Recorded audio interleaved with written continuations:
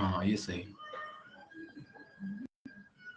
Hello, hello students. Good evening, everyone. Good evening. Hello, sir. Hi.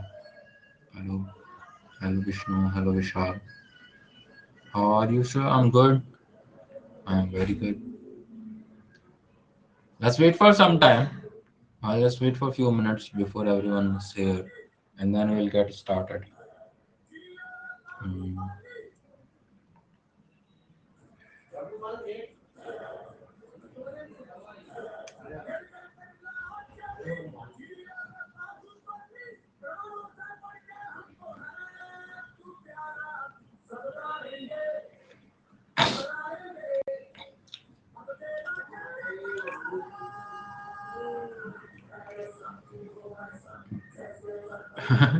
Background noise is coming. Let me check.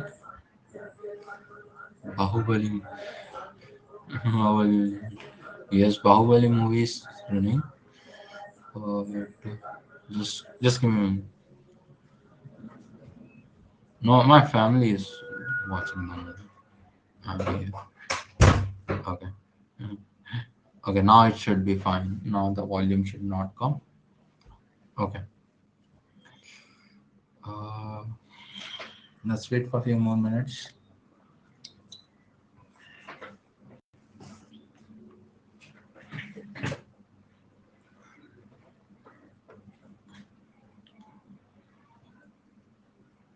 Oh, yes, Nilanjan, please ask your doubt.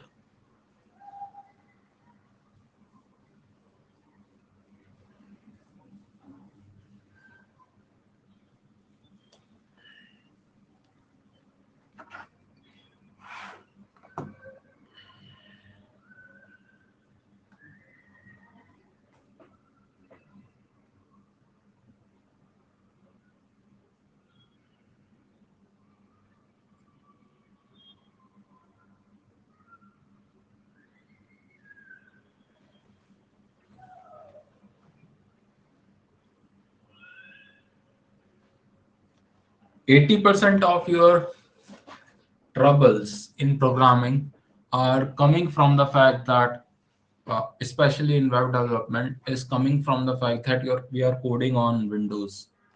Uh, so those of you who are facing troubles, what is exports come from and how? What is this? Exports is export is basically what you want to export from this file. So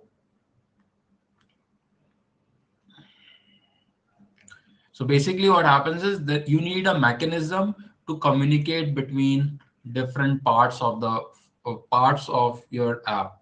For example, what is exports coming from and what are we doing with it? So every file has an export functionality. Uh, Sir, I use body parts instead of yeah, that should work perfectly fine.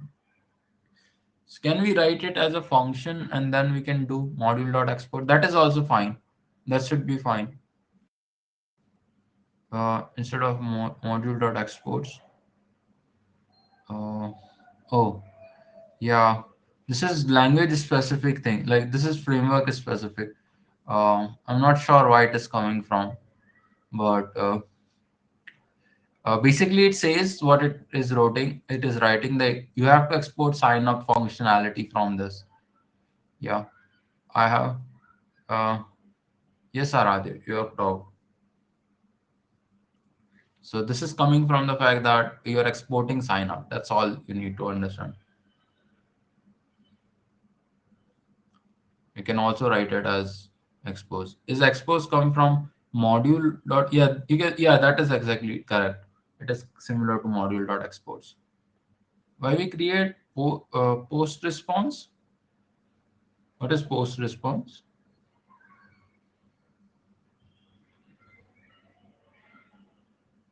What is post response? Where did you create it? In controllers. Oh, response dot post. Okay.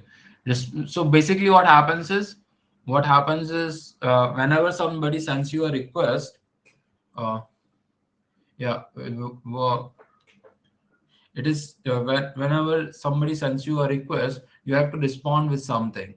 For example, if I send you HTML HTTP request, I want a response from you, and this post response is basically doing the same. It is calling a function. Response is like a callback function for you, and this callback function sends whatever you are asking it back to the caller. Okay, Aradhya?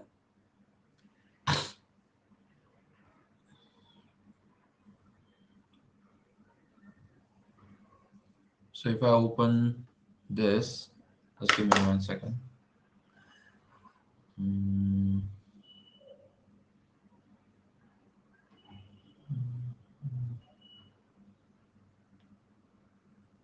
In this, I have something called as response.status inside. Post response is whatever you are responding in the post. Okay. Yeah. Can we respond user created? You can respond that. That is okay. That is fine. You can respond that user has been created successfully. But sometimes you also want to respond this for the person who is. Uh, Sometimes you also want to respond with this detail so that the person who is sending you, he can use these values. Typically, an API would be calling it. It will the front end would be calling this function. So you want to use you want to send all this data. Okay, Aradhya? Yeah. Mm. Yeah. Now clear. Very good.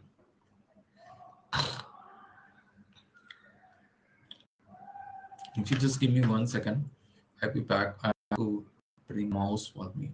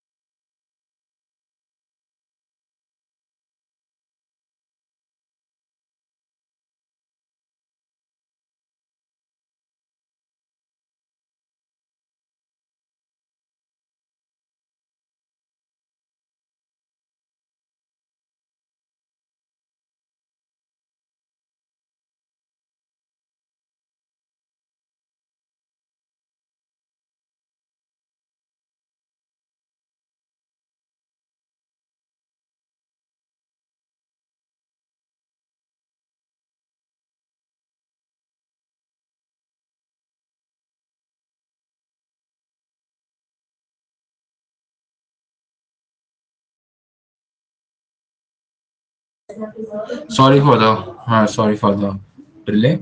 I just wanted to get a mouse from the desktop, and now we are good. Okay, students, that's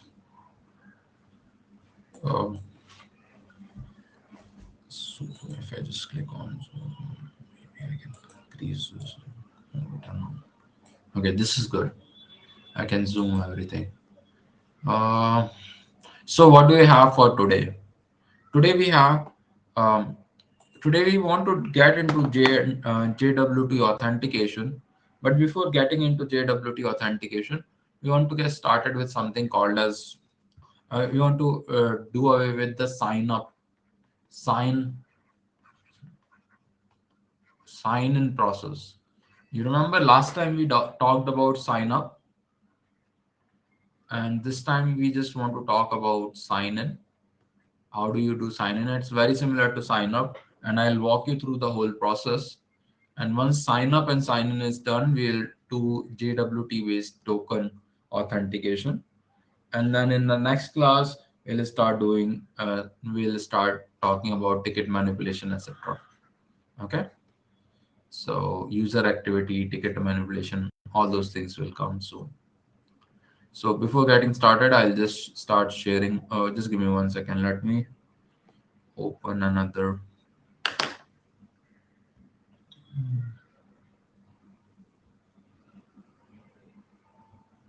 Server now. What's the difference between request user type and request body user type? Request user type will be nothing, but request body user type will be something which is contained inside the body of the request. Okay. Uh, yeah, yeah. There is something also as request header. The request header and header can also contain some things, and body will contain something in the request. The request body user type is basically containing whatever we send in the body of the request.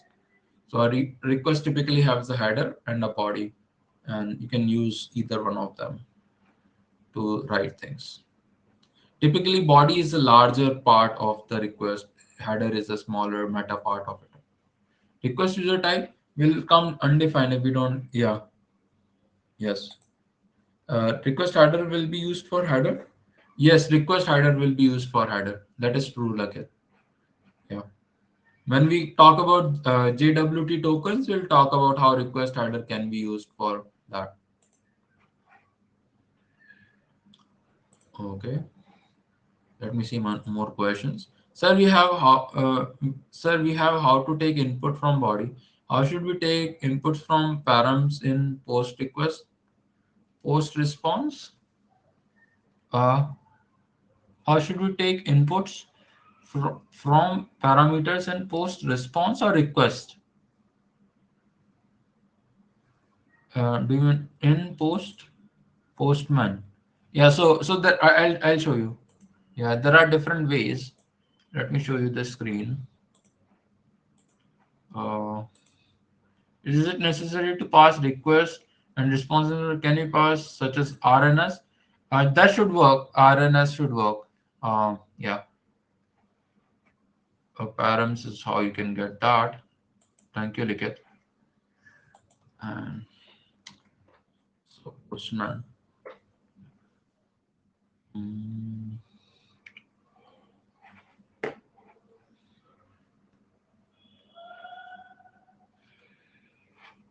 So a request contains all these parts.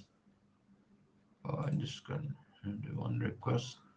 There will be params, authorization, header, body. You can do request.params, request.authorization, request.header, request.body. All this you can do.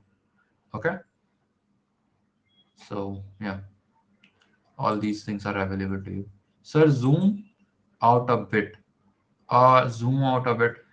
Uh, just give me a moment. I'll not. Zooming out will be a little difficult.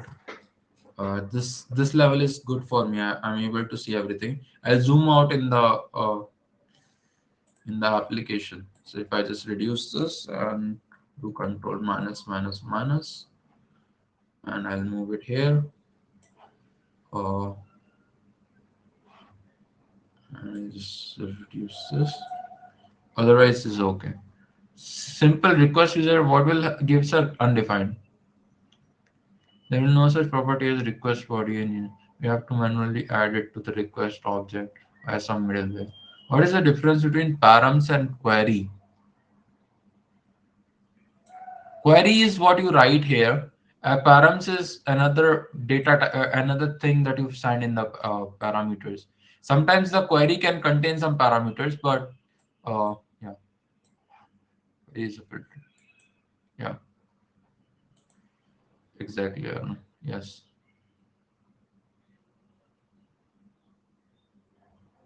Uh, yeah. Filter. Let me see what is the other question.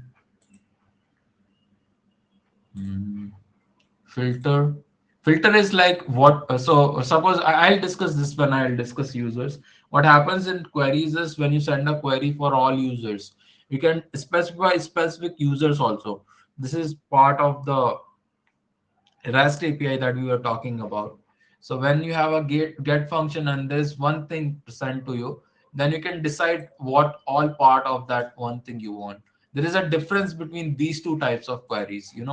One query is, suppose I am getting localhost localhost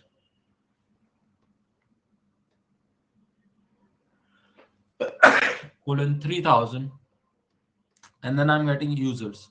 That is one query. But the other query is you can have user ID. That is going to give only the user from that user ID. When do we need to use parents from requests for request instead of body? Whenever we just want to call a different API. This API is different from this API. Localhost 3000 users. This API is different from this. This is going to give you only a particular user with the given user ID. This is going to give you all the users that are there in the system. Does that make sense, Anand? Anand? Yeah. So that's there. Let's see what else is remaining in this. I'll share.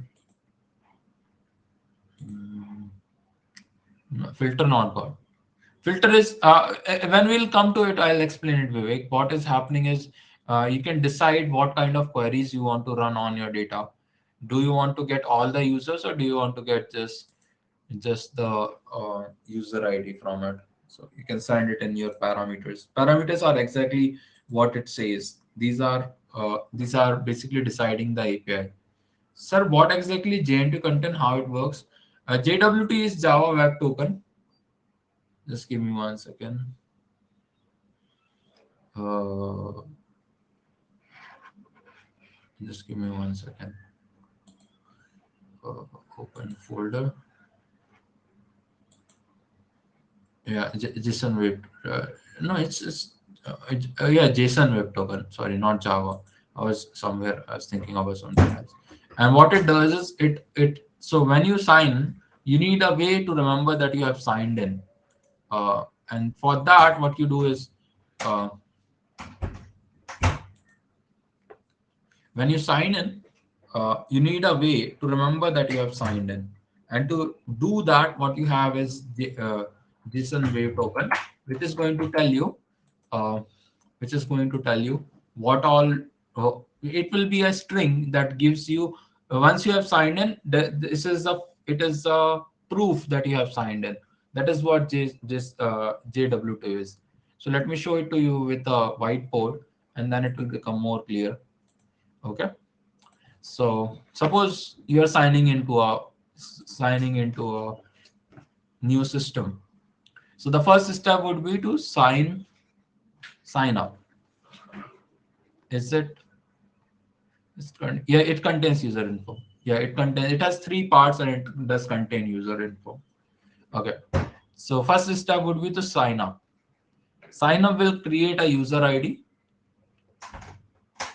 and it will create a password. You send this user ID and password and you will get the confirmation that your user have been created. Then what you do? You do sign in. In sign in, which we are going to discuss just now, you send this user ID and password, and what you get, if the password is correct, if password is correct, you get a JWT token. You get a JWT token. Now, it says that this token will be active for 2 minutes. For next 2 minutes, you can use this token to, to work with the system. So next time you send a request, you send this token along with that request, which authenticates that you have been signed up to the system, and then you can work with it. Now what happens is after 2 minutes you'll get another, yeah, will be generated at the time of, no, yeah, it will be generated at the time of sign in. It will not be generated at the time of sign up. So it will contain few parts. It will contain user ID, it will contain time, and it will contain some other things. What does JWT token do? JWT token does this what I'm explaining, Vivek.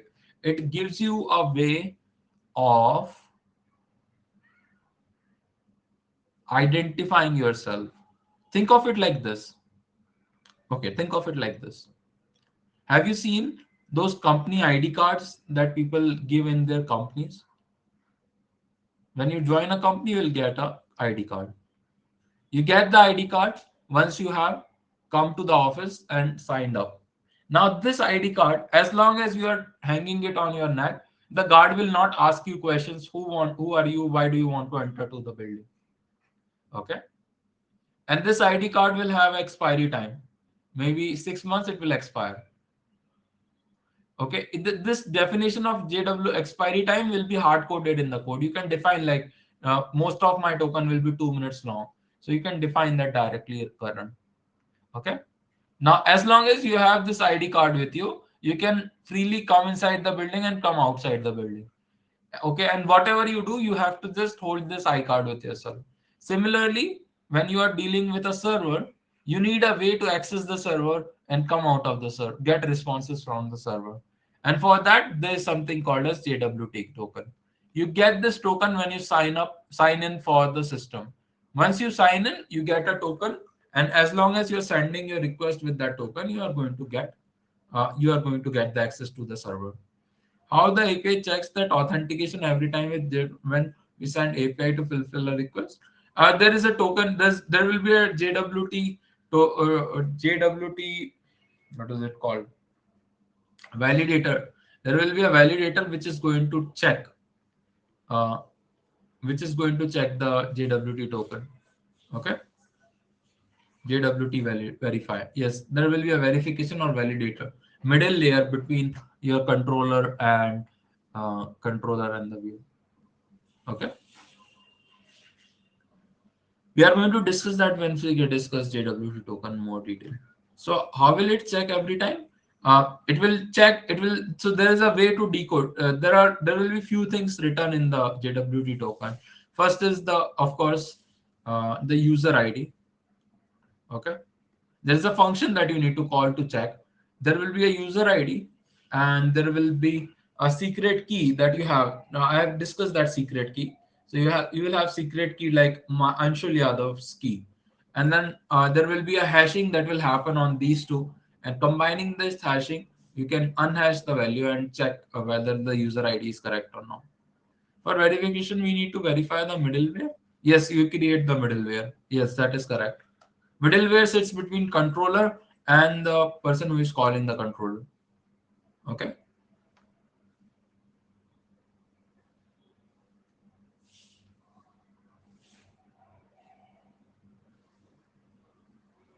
Okay, Ankit.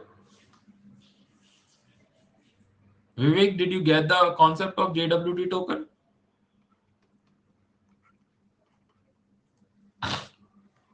Okay. So let's continue.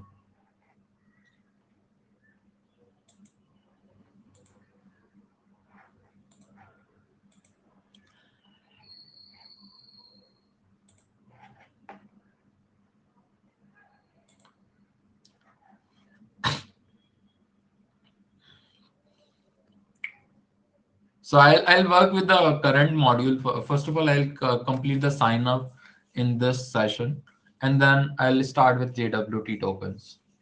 Okay. As JWT authentication.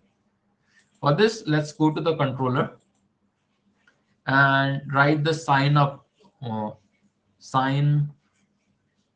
Let me reduce this. Let's write down the sign in uh, functionality. So just to do exports dot sign in async request. Is the is the zoom level correct? Are you okay with the zoom level?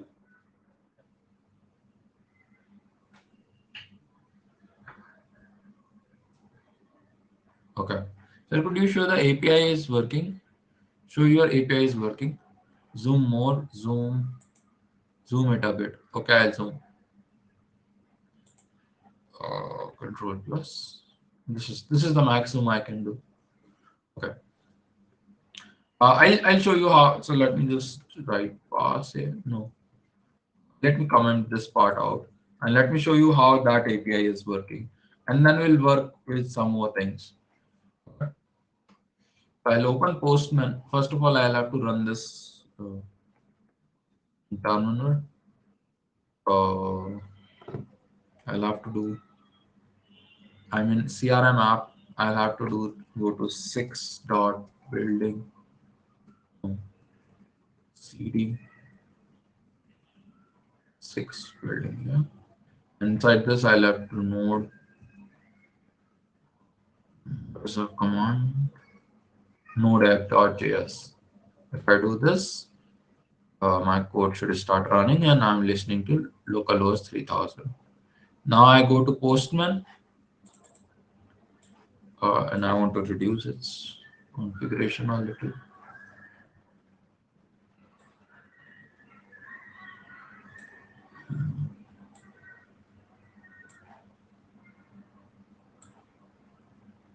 Okay. So in Postman, untitled request overview. Let me see. Uh, do I have a old request? Okay. Anyways, I'll just come here and say localhost colon 3000. Let me check where am I calling it. So uh, close this. Let me go to app.js and sign up. This one is.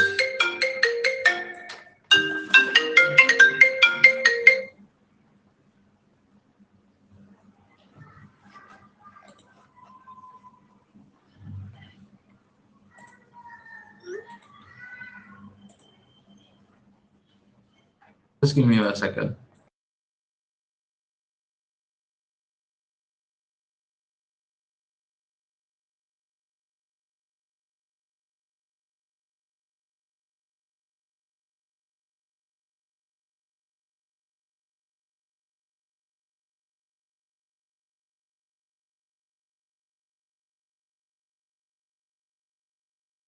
Hello. Sorry for the disturbance.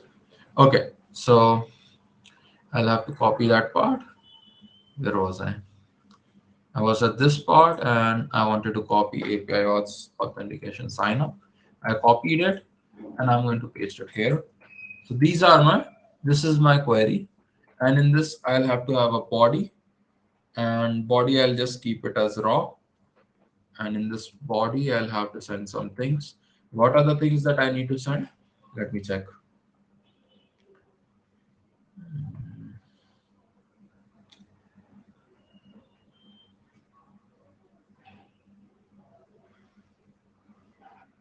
No, I'll check in my,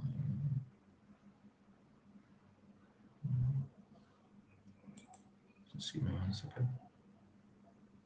Name, user ID, email, user type, and password. Yeah. You have to select JSON from the Dropbox. Yeah, sorry. Thanks for that. Thanks for that. Yeah. Sure. Thank you. First, we need the name. So let me write the name as Anshul. Second thing we need is the user ID. User ID. Let's may have this as Anshul. We'll clear up our DB in few minutes. 009 and we'll have an email. Let that email be anand at gmail.com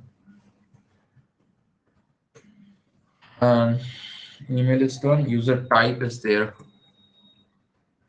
User type, let's have zero user type as engineer or maybe customer. customer, and then there's password. I can have password, the same password I use, 1 2 3 4 5 6, and that's all. User status we are not sending, so I'm not sending it. And this looks good. If I just go to the right and click on send, let me see what happened. I got this and cannot get sign up. Three. What is the header? Oh, there is something in the header.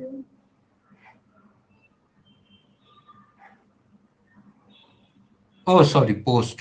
Sorry, post should be the, yeah, that should be the correct one. I will post it, and it got posted.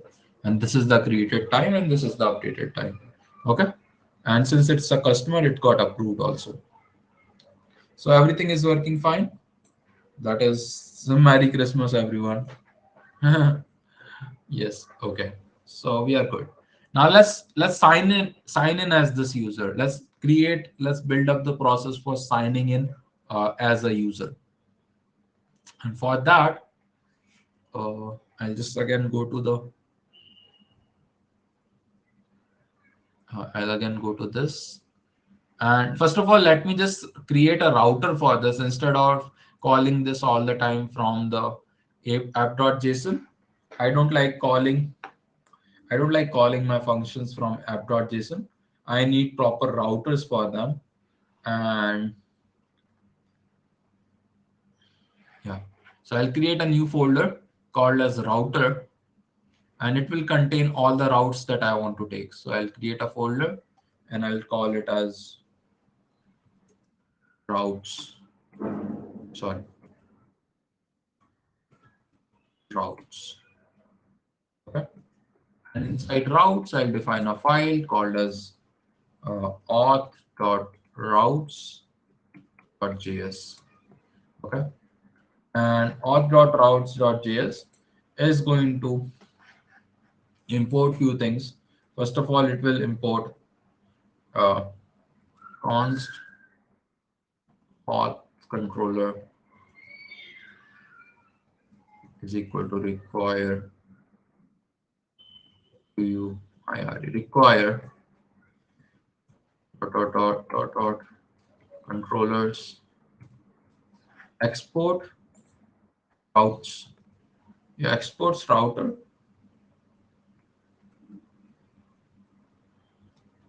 Uh, Express router. Yes, exactly. It will be an express router. Once we say app is the express, then we are using an express router.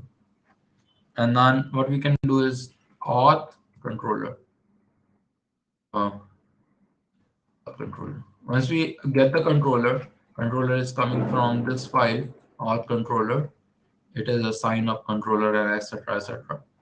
What we can do is inside auth router. Let me reduce this. Inside auth router, you can have module dot exports function app. You have to send app as a whatever app was there. This app is a express app. Okay, this is an express app.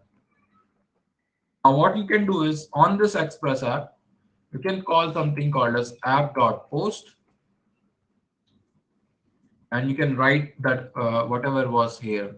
You can copy this part and put it relax and put it here. Okay. So now sign up will work as it is. But as you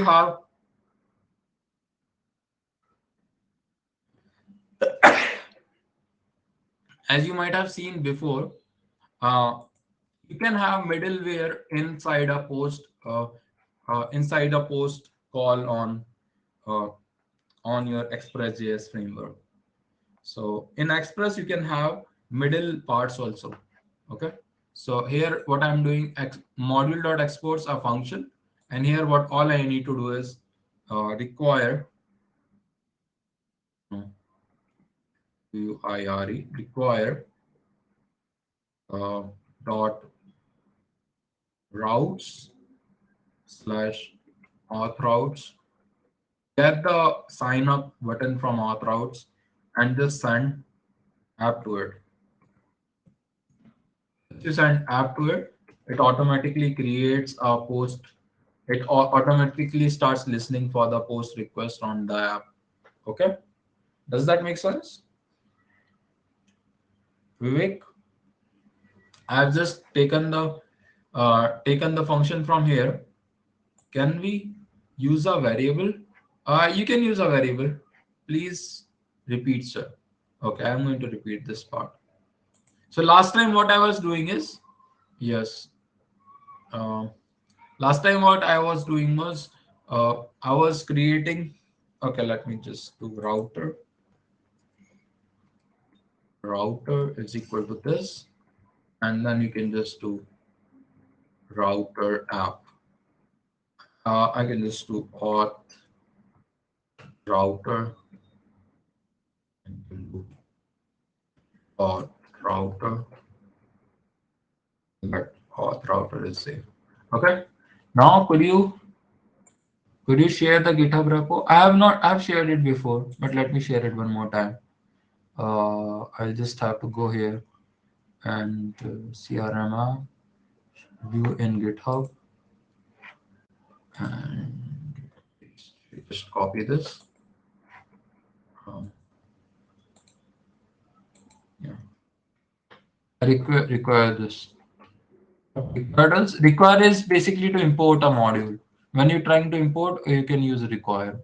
Okay. Uh, yeah. Now what I want to do is before doing anything else in the app CRM, in the CRM app, this I want to create a new. So we cannot use import. Yeah, you cannot use import. I mean, the import is different way of doing it. Okay. In JS, in Node, you typically like require. Okay. Yeah. So now I'll create a new branch at this point. So uh, let me just save these changes. Edit router, commit to main, and push origin. Okay. Now what I want to do is, first of all, I want to create a branch. Let me call this as new branch. Uh, okay. So new branch will be session dash one. On this branch, you'll get all the data for session one. Okay. I can publish this branch. And next, I want to do new branch as session two. Session session two, and I'll just create this. Now all the changes that I'm going to do are going to happen on the second session branch. Okay. Yeah. I'm calling it, yeah. Can we use import? So we can use import. For that, we have to explicitly specify in the package that we want be using ES6 module instead of common JS module. Yeah, those things I don't know. Thank you, Arnav. Yeah. So yes, Vivek,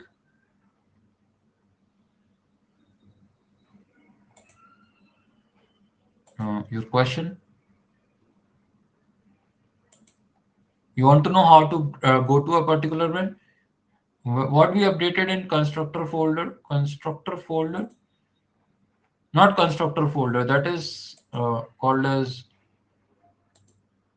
controller folder. We didn't update anything in controller folder. I added few comments. Yeah, I added few comments here for sign in version. That's all. Most of the things that have happened is in the router file and in the app file. You can ignore this part. Okay, Vivek?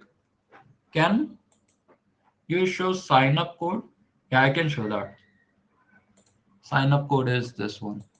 We first checked if the user is engineer or admin. Then we made the status as pending in line 12.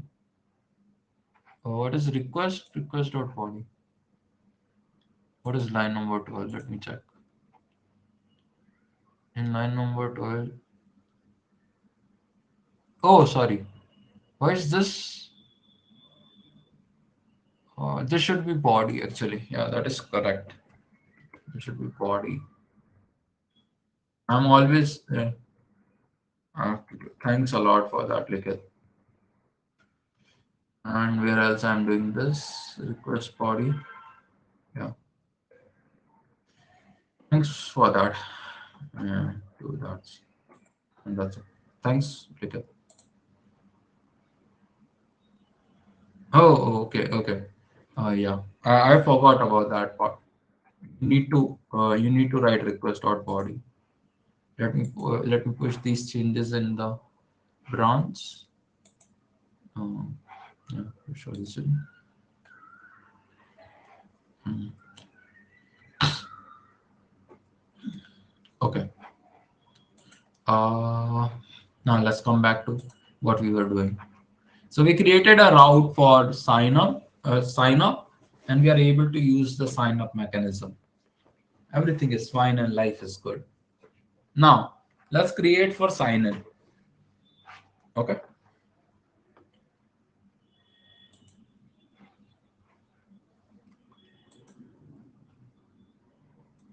So how is sign in going to work? Sign in is a very simple. Sign in is a very simple uh, functionality. What you have is you need to find a user with a given user ID. So first of all, const user equal to await user dot find, and then what you need to do is you need to send user ID.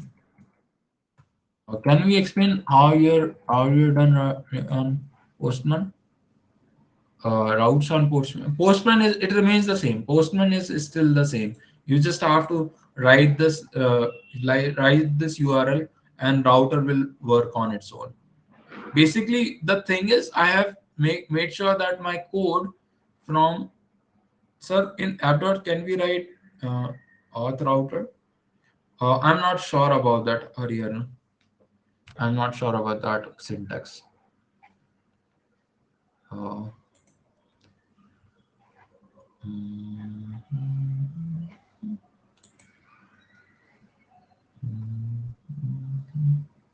then why we remove sign up route, route sign up routes? We didn't remove from app.js. We removed sign up routes from app.js because we wanted to add it to a proper. So basically, the idea is all the routes should be at the proper place.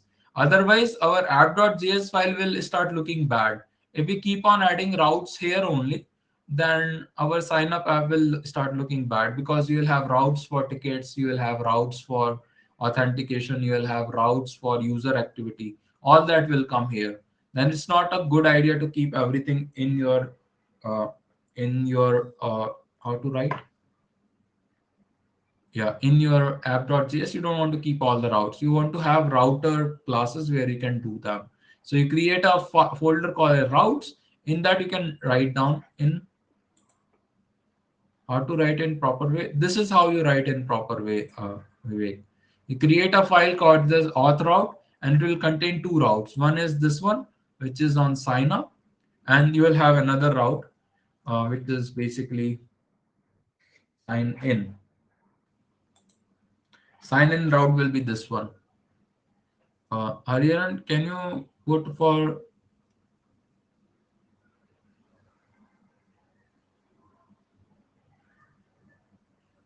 uh, so in this you have to write this post, and then you can write it as CRM API V1, or you can just do auth and sign in. Okay. And then once you write it, you can say that I'm going to use auth controllers sign in functionality. Okay? That's how you can write. That's the right way of that is the correct way of writing your routers. Okay. Why we pass app as parameter? Why do we write that in function? Why do we pass app as parameter? Because we are going to use app. We are going to create a listener on the app. If you look here, we are creating a listener on the app. When I do app.post, I'm creating a listener. For that list to create that listener, I'm passing app. Okay. Why to write that in function? Because you are going to call that function. Okay. You're going to call this as this function. Uh, then no need to use an app. Yeah. No. App dot uses. I'm not sure what that syntax does, so I'm not going to talk about it. Okay. So, anyways, this is how the router works. Vivek, are you clear about the router? Router thing, is that clear? Let me check. Just give me 1 second. What does uh, express dot use do? You set middleware for your application parameters path. It is the path for which the middleware function is being called. It is a string representing a path or pattern. Regular expression. No, I don't want to read this. What is app.use? It's a middleware or chain of middlewares. Okay. This is basically what you want to do in between your apps. Yeah. So when things go through the middleware, it has to be done. I'm going to talk about how can we how to call this function. We can call this function by calling the exports. Uh, Look it.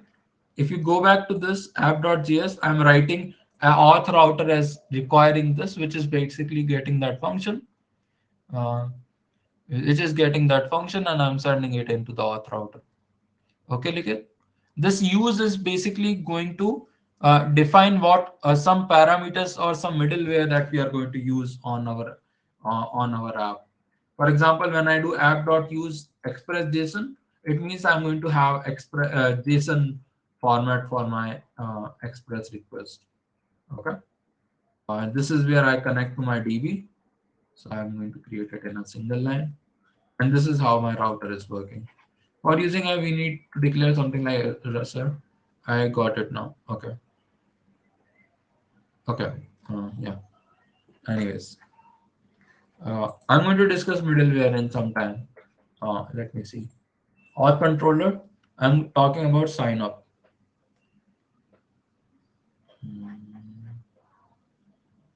Hmm, not this one.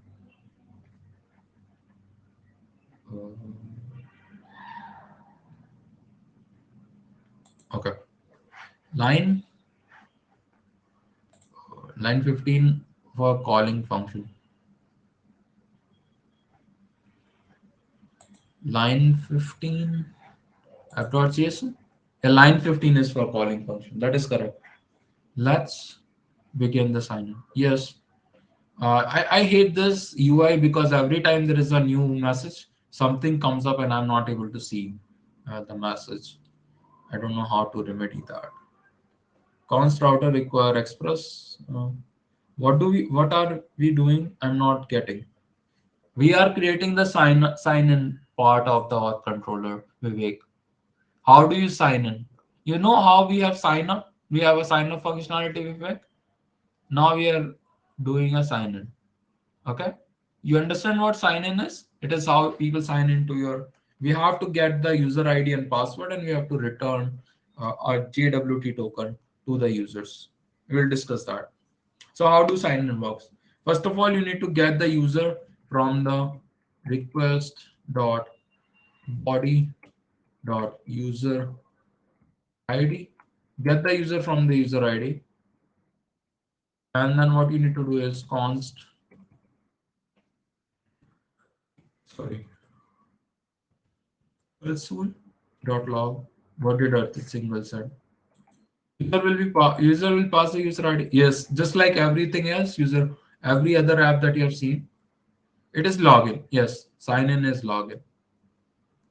What logic you are not getting, Vivek? I'm just writing how to get the user from the user module. Okay. We will not use email for logging in. We will use user ID. Anyways, which logic are you not getting, Vivek?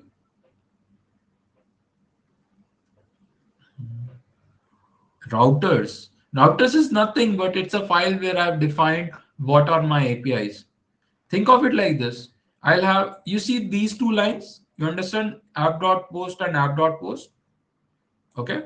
We have multiple such options. And this is the URL where when you hit on this URL, this function get called. This is the router funda. When somebody calls on this URL auth.api CRM auth.api.signup, this function gets called. That's all the router is doing. And this is a single file where I contain all the routers for my sign up and authentication. Okay. Does that make sense, Vivek? When this localhost,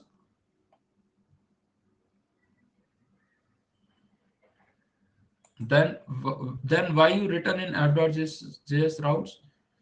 Because I was writing it before.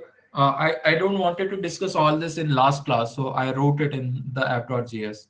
Okay, because it takes some time to explain this concept. What is the error you are getting?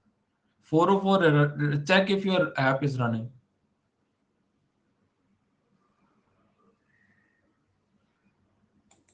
Show once app.js.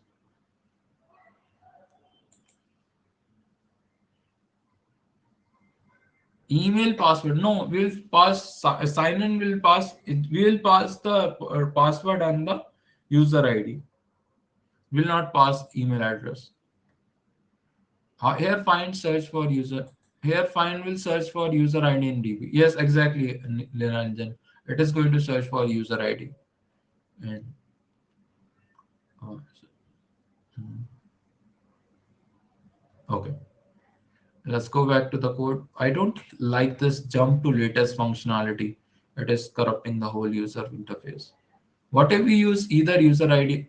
You can code it up, Aradhya. If you want, you can code it up. But I'm just going to code it up using user ID. Then you can just find it based on user ID. If you don't find, if the user ID is null, you can find it based on email.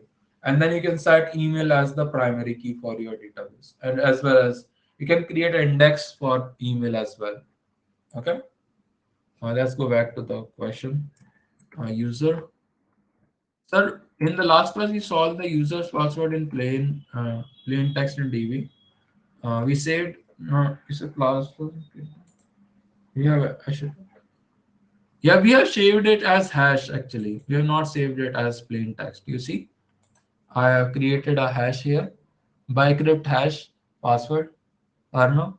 This is how I have saved it as a hashed value. Does that make sense or no?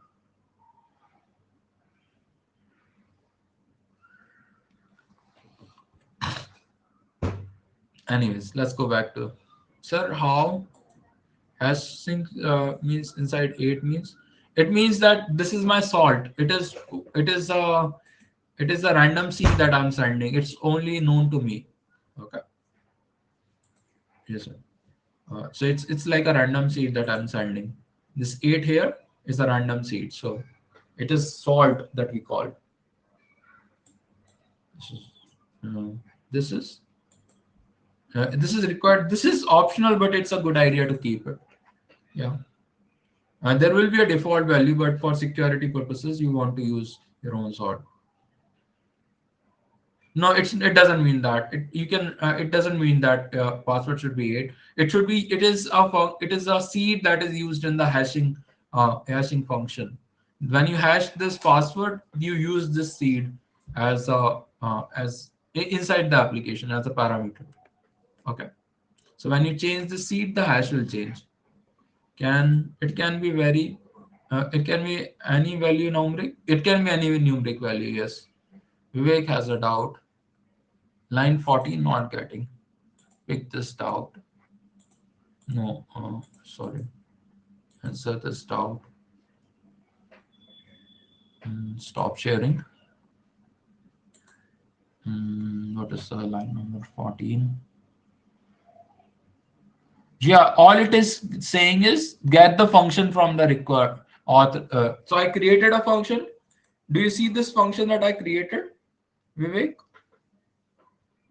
Uh, do you see this function that I've created?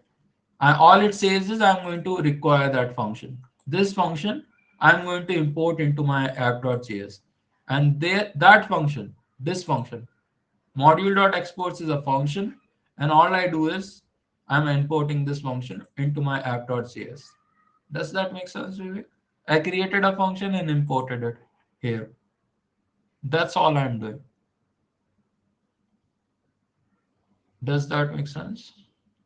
Oh yeah, yeah, sorry. Actually, I'm going to show it to you.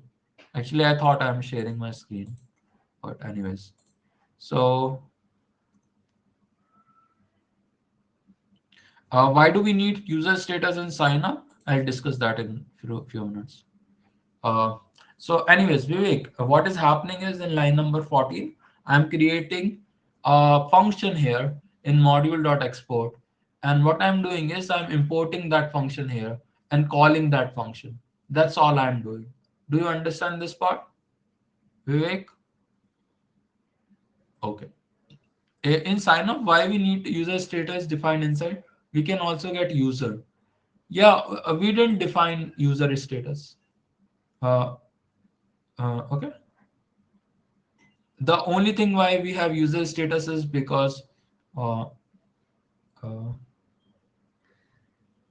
we all, because sometimes the people are sometimes when you have engineers and admin, when they have pending status, the admin comes up and approves it. So uh, once admin approves it, the status changes. So it's not always the case that user status is in sync with the user type. Okay, does that make sense? In the database, this value will change when the admin accepts the user. Uh, Does that make sense? S- s- s- Sasin, does that make sense? Yeah, sure. Okay, let's go back to the class. Sign up is this. Sign in. User is this. Output the user. If the user is null, if not user, user is null or undefined or whatever, you can just say response dot status as 200 dot send.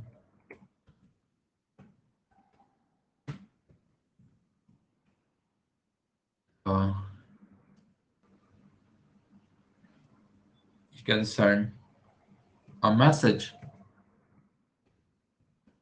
says failed user ID does not exist. This is the first process. Okay, and then you can just return.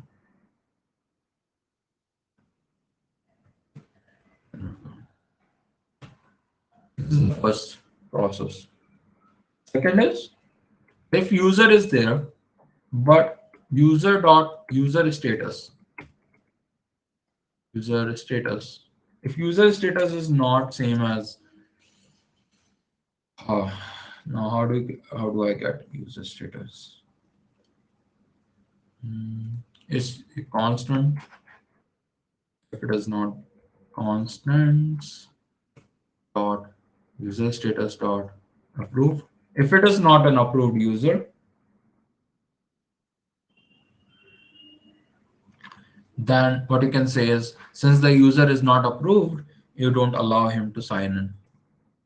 Okay. Try catch. That will be a good idea. But if user is not present, then you will get an error. Okay. Sorry, if the user is not present, you will not get an error. You will get a null value. So you don't need to write try catch here. You need to write try catch when you are connecting to the DB. But if you are connected to the DB, then it should be fine. We can write as for that. User status is stored in DB. Yes, status is stored in the DB. That is true, Archit. Okay. Every user document has a user status attached to it. Okay. So now if this is not approved, then you can do status.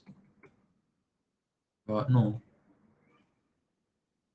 status as 200 and send. You can write message as and login as user is in status. 200 means invalid request. The server is working fine, but the request is invalid. No, sir. 200. What does 200 means? No. Just give me 1 second.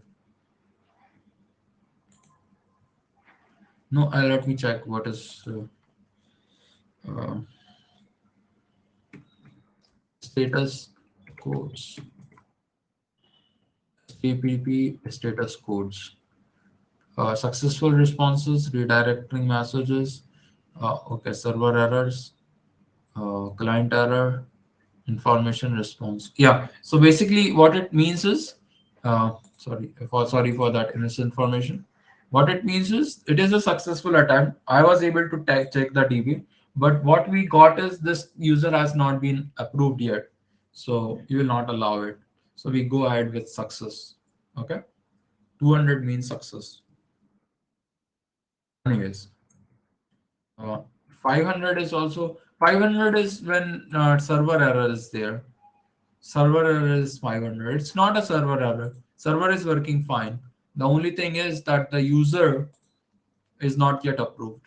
So it's a valid response.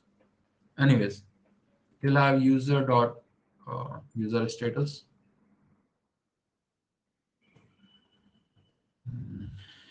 One second. And a login as a user is a status this. Whatever is the status you send that. And then again you can return. So far, so good.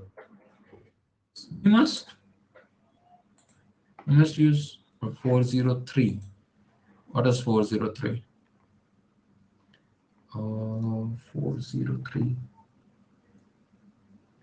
I think should be 203. Uh, Let me check 403. Forbidden.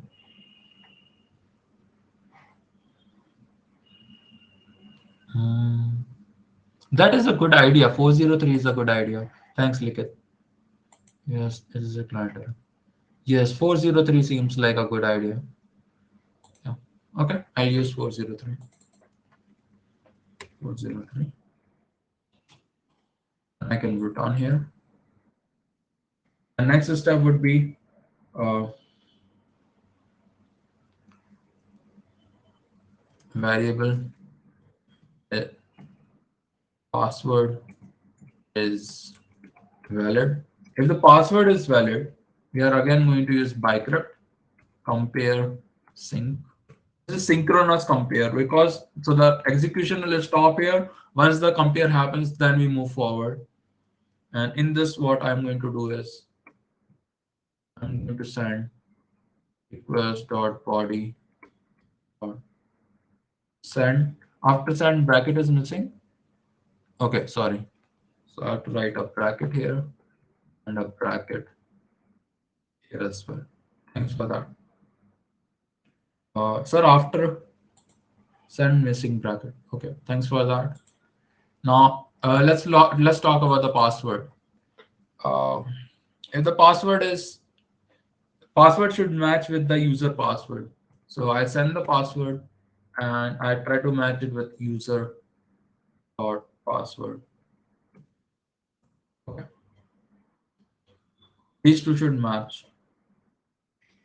And if if password is invalid, if password is not valid, then I'm going to again respond with error. Status 401. Let's see what is 401. 401 is unauthorized, which means the client must authenticate itself to get the requested response. It means that the authorization failed. Okay, sir, you are using where? Am I using where? Oh, sorry for that. It should be let. Somehow there are so many things going on in my head, I forget about it. Okay, anyways, you'll just do let this, and then you'll do send,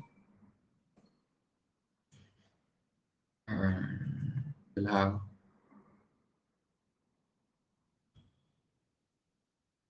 access token as null. Message will be invalid. Oh, password. Okay. So far, so good. Now comes the interesting part. Once you have seen that the user is present in the database, and you have seen that the user is present in the database, and you have seen that the password is correct, all you need to do is you need to define a token. Say the token is JWT.sign. And now let's define the token. What access token will do? Access token will just tell, access token is important part of the response that you are sending. People can use access token to authenticate themselves again. Just like this is like the ID card that you have. Okay. Is it JWT? Yeah, it is JWT only. Uh, line 64 return. Line 64 return is correct. Yeah, line 64 return is correct. I don't see. I, for what? We want to come out of the function. We don't want to access. So what can happen is, suppose the user, uh, if I don't return here, then I'll start checking the password. But the user is not present, so this will throw an error. Narayan, Nayan, sorry, Nayan, this will throw an error. So therefore, I don't work forward from there. Okay. So let me revise from the starting. I have found the user. I have seen if the user does not exist, I say error. I If the user is not approved, I say it is not approved. Then I check the password. Once the password is invalid, I say password is invalid. Finally, if the password is valid, I create a JWT token. And to create the JWT token, all I do is ID colon user ID. This is going to be my payload. All the time I should be knowing the user ID, and config.secret. Yeah. I should send my secret along with the JWT token. The secret is unique to me, and then expires in should be something like 54564000. That means it is going to expire in 24 hours. Okay. That many seconds afterwards, the token will expire. So a user have to log in at least once a day. We can give 1 hour. Yeah, you can give 1 hour. So instead of invalid password, we can say invalid credentials. If you're not username, it will be confirmed. Uh, that is also possible, but the problem with that is if we are doing it twice, like that is something that front end can do. So front can say that failed user ID does not exist, or it can say user ID and password are different, not matching, something like that. That's for the front end to do. Okay, we can just send that this thing is invalid, or you can do it here also. That's not a problem. That's a design choice you can make. Okay, anyways, let's do the token thing. And the last thing that we need to do is result dot sorry result dot status. I to send access token as null heavy. You don't need to send it as 200. If you don't like, you can ignore it also. That's also possible. But yeah, that's just a choice you are making. It's a good idea to send it so that people know that it's an invalid password. So access token I'm not sending. But if you don't want to, that's also okay. Okay. Line number 80. What is line number 80? Line number 80 expires in 24 hours. It means that this token that I'm sending to you right now will expire in 24 hours. After that, you'll have to create another token. Does that make sense, Karan?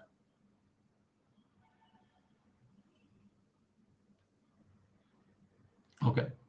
Now the last part is once everything is fine, the username and password is matching, you can send the all the details back. You can say name is user.name, then you can say user ID. User ID is user ID, and I'll paste rest of the things. Just give me 1 second.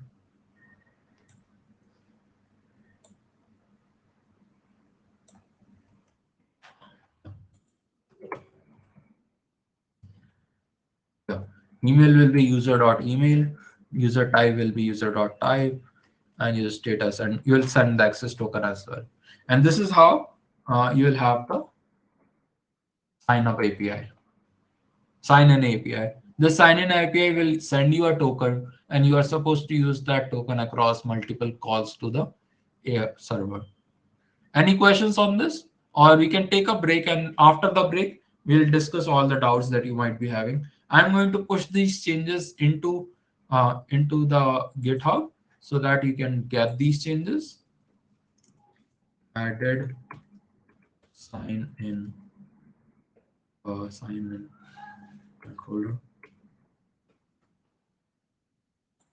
session. Show this. Yeah. Okay. I have pushed the changes. Karan.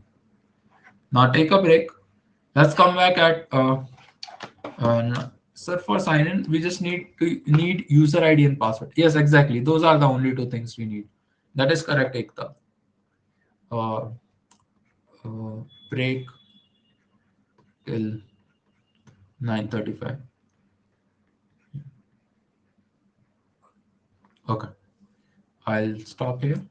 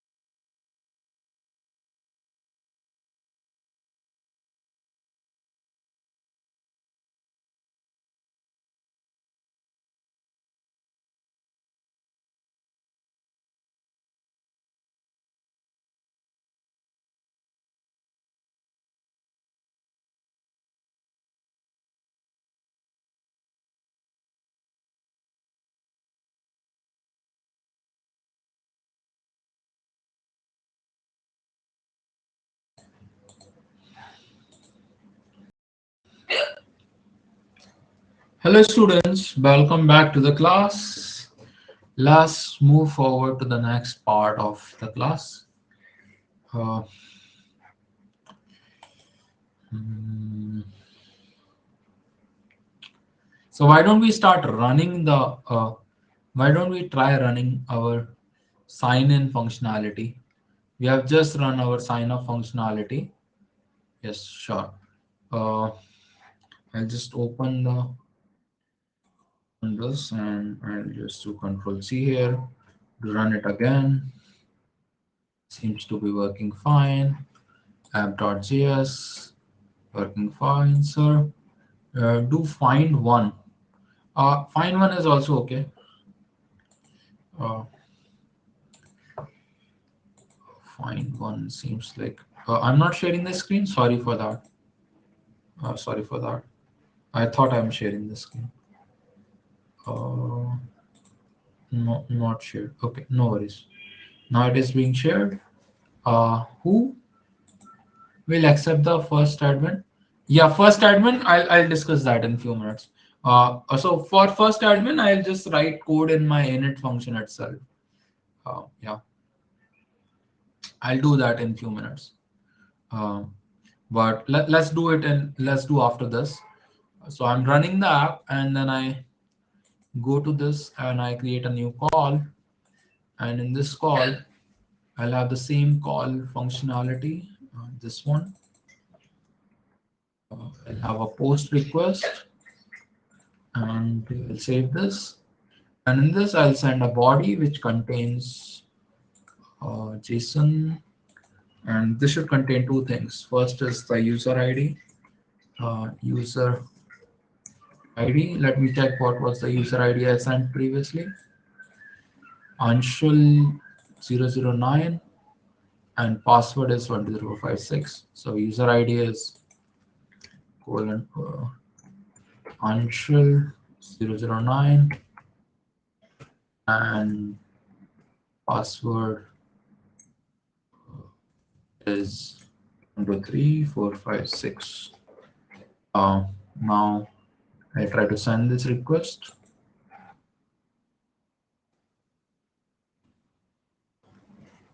Oh, sorry, this is sign up. So I should sign in now.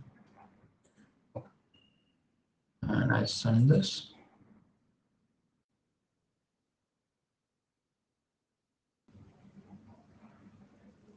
Did I do some? Did I mess it up? I said uh, user status is not coming as. Let me check. Sir, line number 60. What is the problem with line number 60? Oh, find one. Let me do that. Find one. So find this and save it. And try to send it again. Send one more time. No, it is not. Uh, that user status is causing the problem. Let me see what user status is, why user status is causing the problem, and I can check that by looking at. It should be capital S. Am I using capital S? In line number 60, user body. Line number 60. Oh yeah, sorry. No, this should not be user body. That is not correct. No, not user body. Sign in user dot status. This is correct. Uh,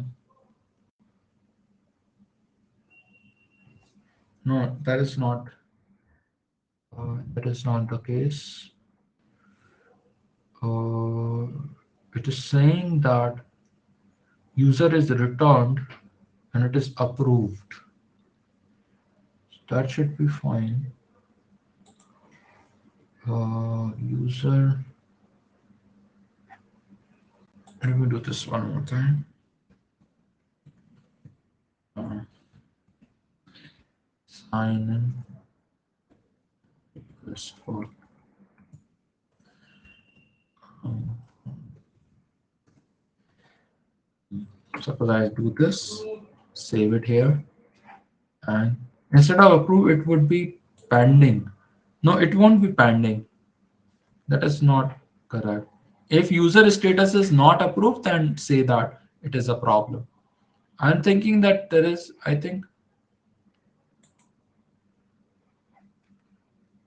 no, fine. Let's see. Just give me a few seconds. Let me see here. Let me stop this and run the node app again. And this time I'm going to go back to Postman and come here and run this. Now it is working fine. Yeah. Once was that was causing the problem. Try once was causing the problem. Find one was causing the problem. Once I got it, it is working fine. Okay, it's running. It is running properly. Now we got this access token. Just remember this access token as we move forward. We are going to use it again and again. So before break, sign-in code is pushed, not pushed. Sign-in code is pushed, I guess. Did I not push it? Uh, updated. Just give me 1 second. I have pushed the sign-in code. On branch number 2, try to go to session 2 branch. Don't try to be on the same branch. Okay. If you are on the same branch, that is not going to work. Select the branch of session 2. Okay. Now we'll continue our discussion. Got it. Okay, Aradhya. I don't like this way of uh, jump to latest is causing a lot of problem in my life. Anyways, uh, yes, for sure. Okay. Mhm. Now what's next? Let me check. Just let me stop sharing. Go to backend.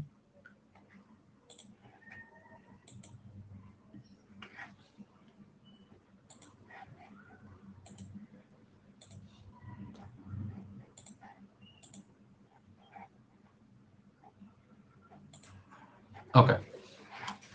So now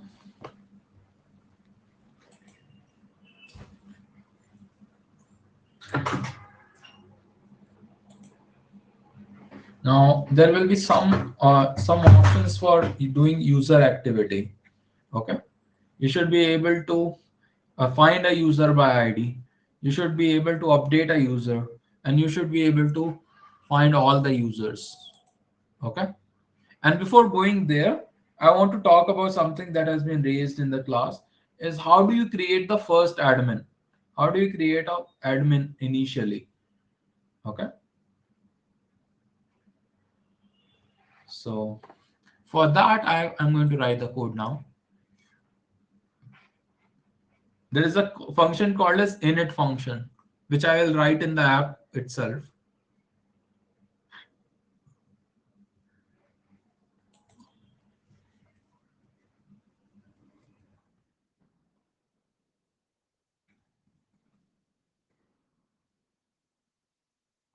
This is a async function. So init. What this function does is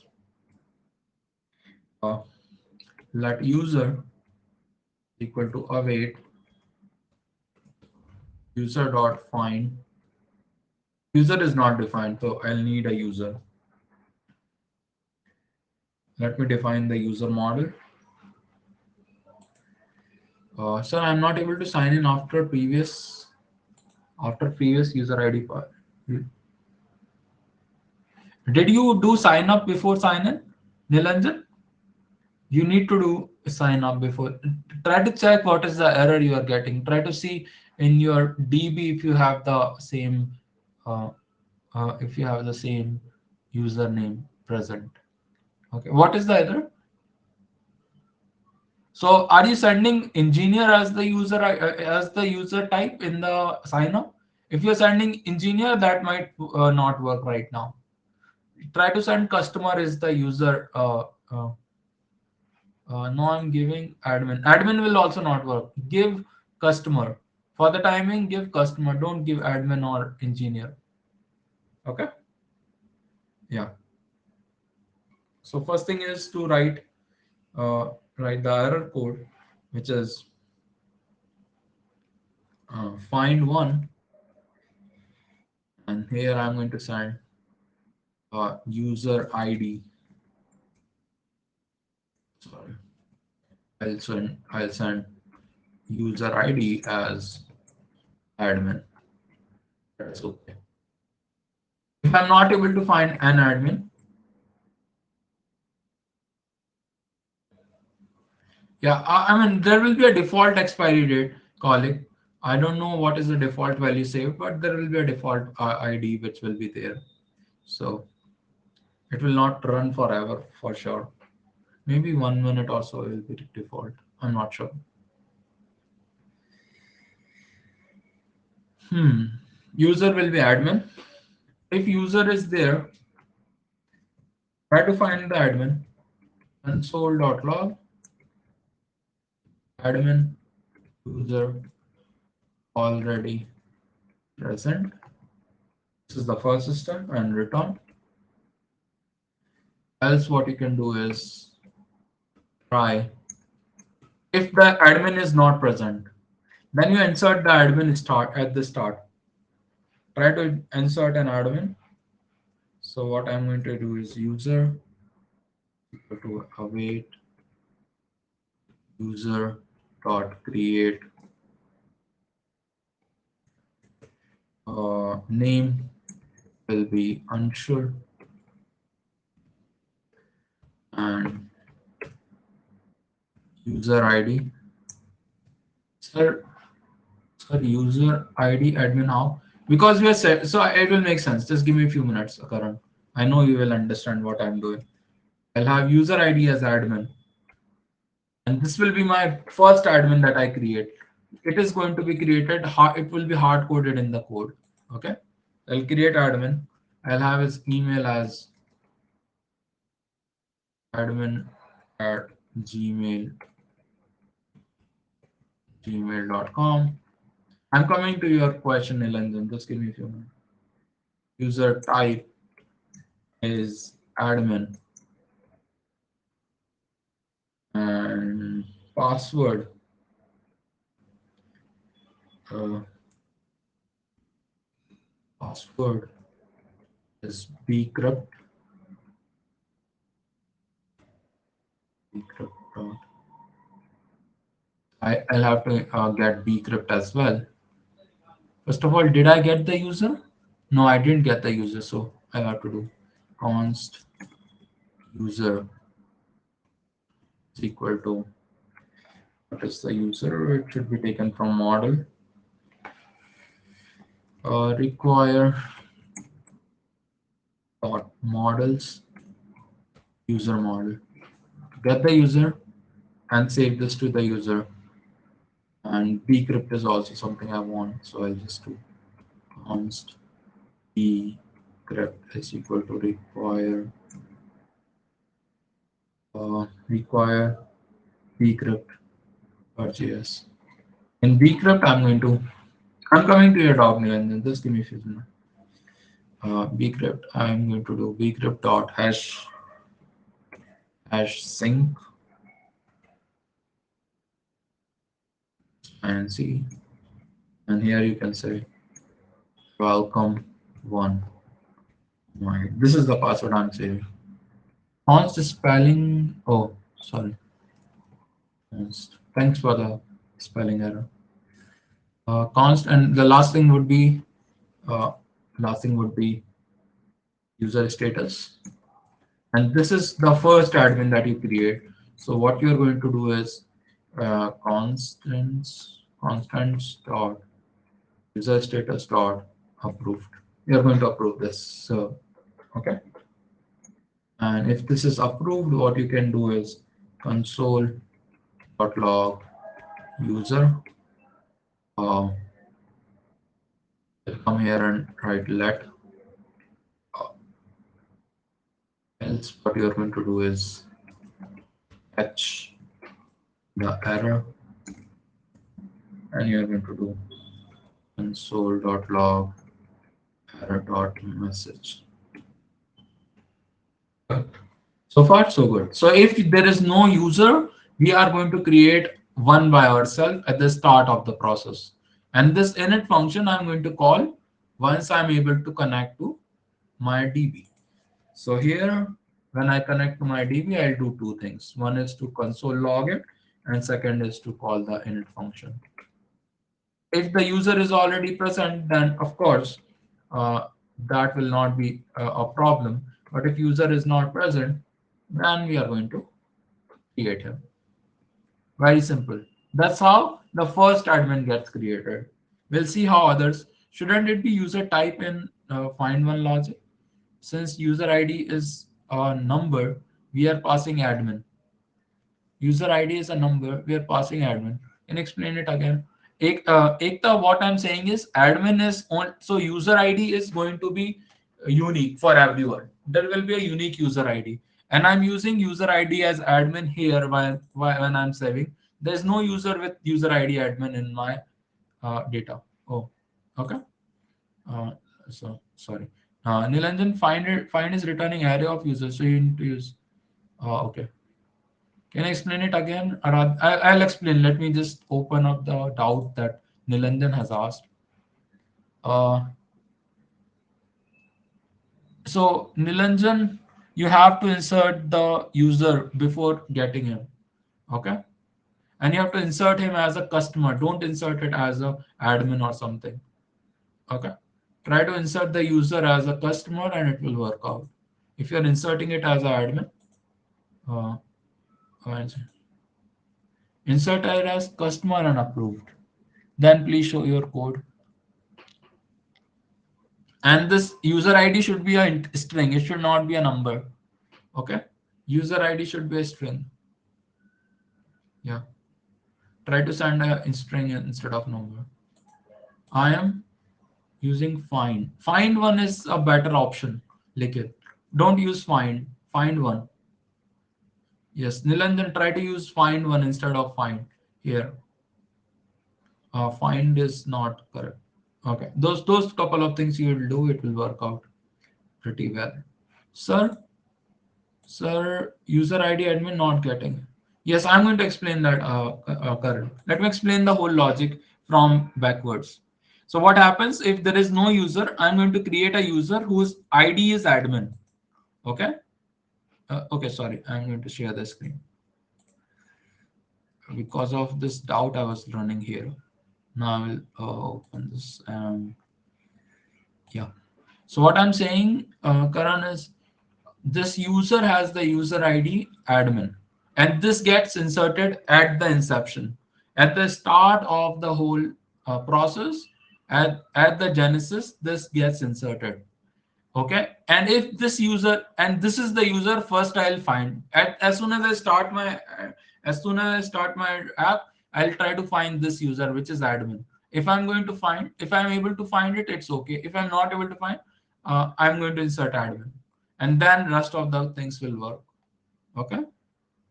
So now what I'm going to do is, yeah, that's okay. uh, Now I'll run the code again, and nothing has changed, but it's just that admin will be inserted now. Admin user already present. It is saying admin user already present. I don't like that fact. uh, if a user, I think there is already a user with admin. Let me check. uh, Let me just console log the user as well. Save this and come here and control see this. Yes. Oh, Vishwa is inserted. Somehow Vishwa is inserted. I don't want to insert him. So what I'm going to do is, first of all, maybe my DB is corrupted. So let me check my DB. DB URL. Where is DB URL? Configs auth DB. Okay. So instead of DB name as DB, I'll use 2, DB2. Let me create a new database and use that here. So I'm going to save this and I'm going to come here and control C this and run the app again.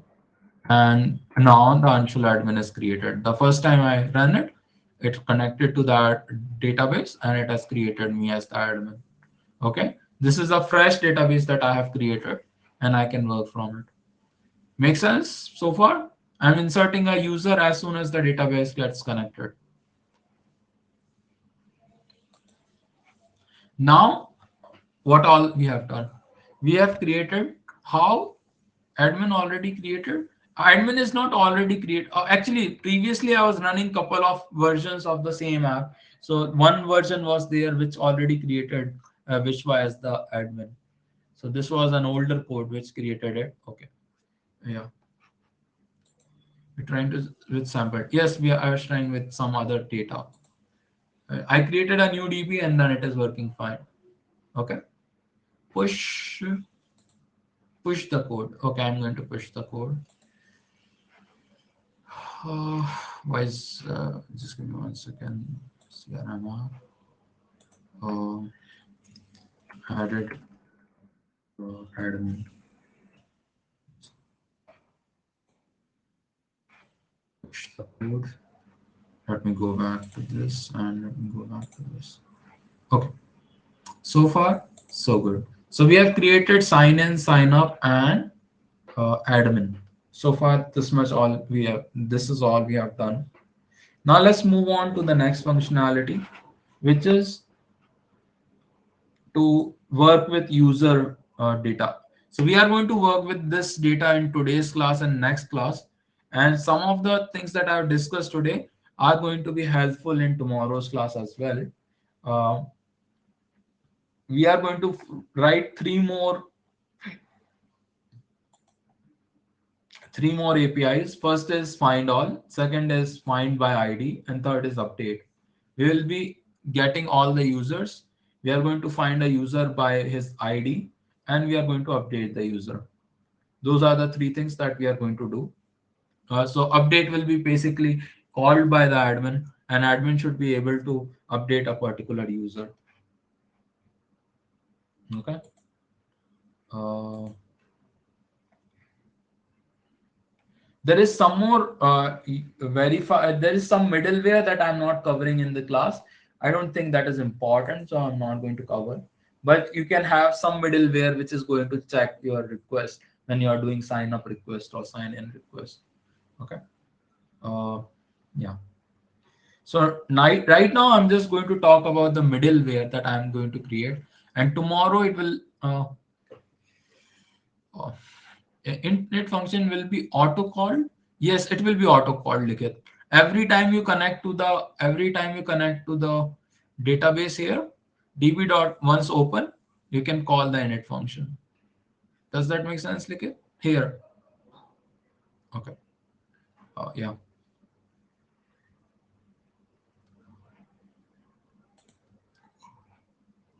Now we need two functions which are going to come under the middleware.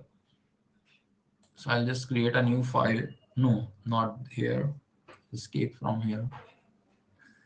Go to this is CRM app. So now what I'm going to do is I'm going to duplicate this one. So I'm going to come here and I'm going to write here 7th. This is building the CRM app. I don't want to do that. I want to work from this folder alone, because otherwise what will happen is since I'm creating multiple multiple branches, everything will get corrupted. So I don't want to create another version of it inside the folder.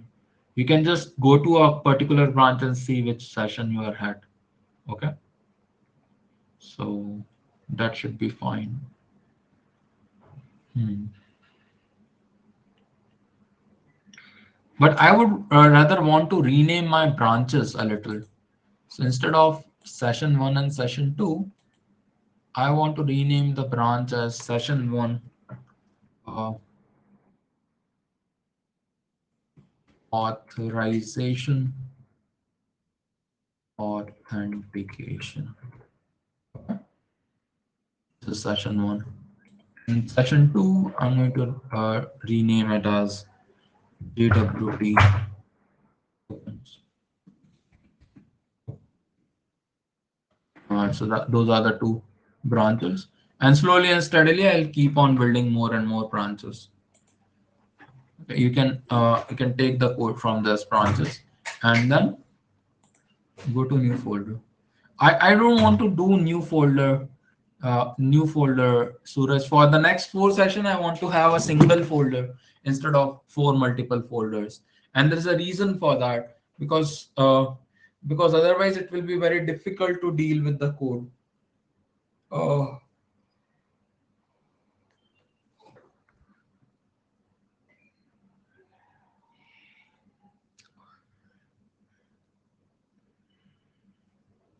yeah, let me think if that is going to work. Having multiple folders. Hmm, just let me think about that. Hmm.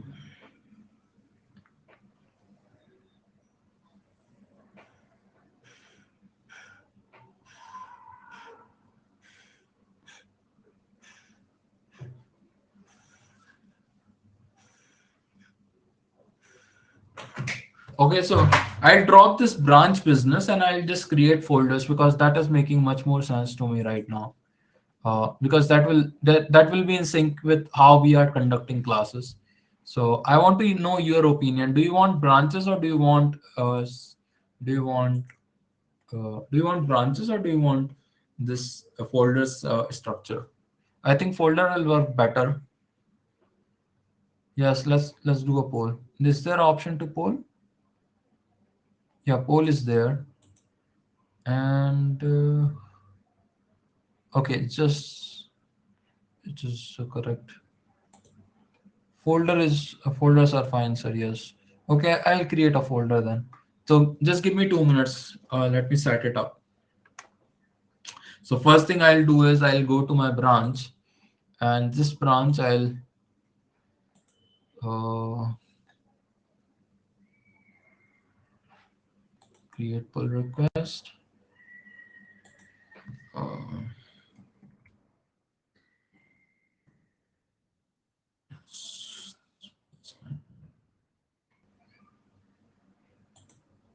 just give me 1 second. Let me merge the branches and create.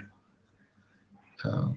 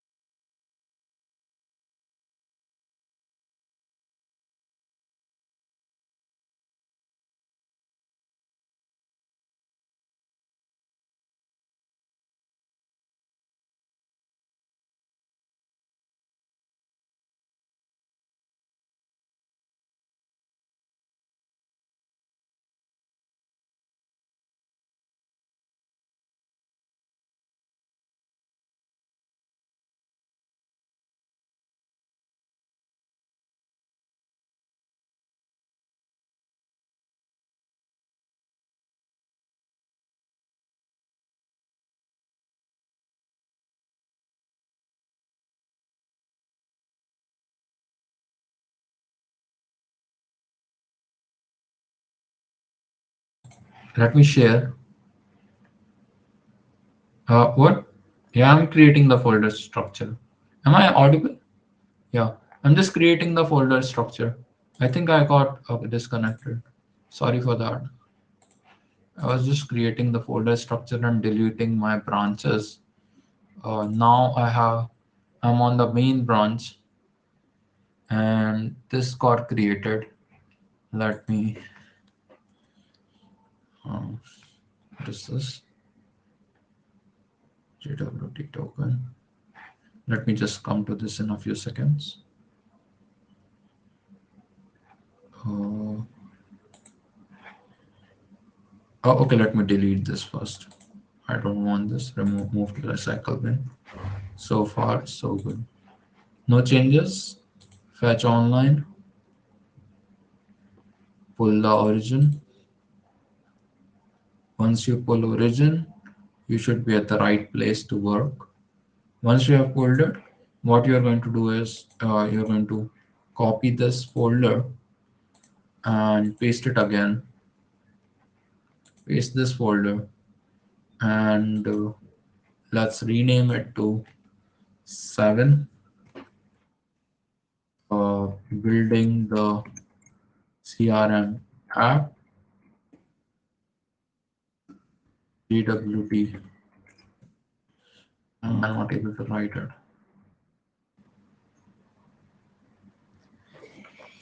Come on.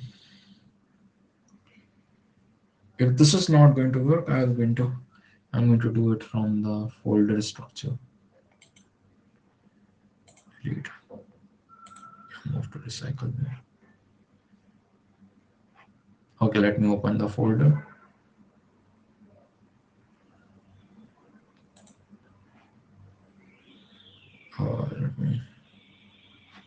What is the problem? Yeah. Okay. So now I'm going to come to this folder.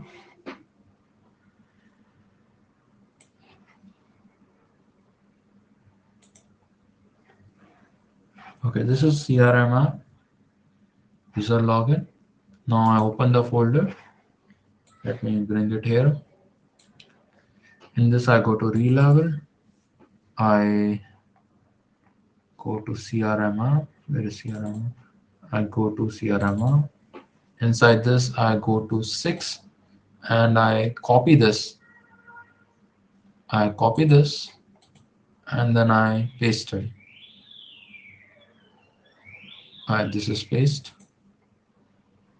Once I paste it, it will take few minutes. It is 18 MB of data, of a lot of data. Give it few minutes.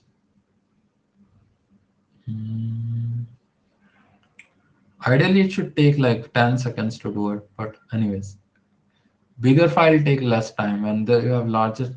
And now what I'm going to do is come here and rename this file to be 7 building the CRM app JWT authentication, and then I'm going to write 23rd of 23rd of December 2020. This is the folder that we are talking about today, 23rd of December. Okay, fine. I think this is the right thing to do. Sir, when are you creating folder? Video is gone. Okay. Yes, yes, yes. I did it with folder. Windows folder, Windows Explorer, I did it. Sorry for that video lag. Now I'm going to come here and create. I'm going to do created folder.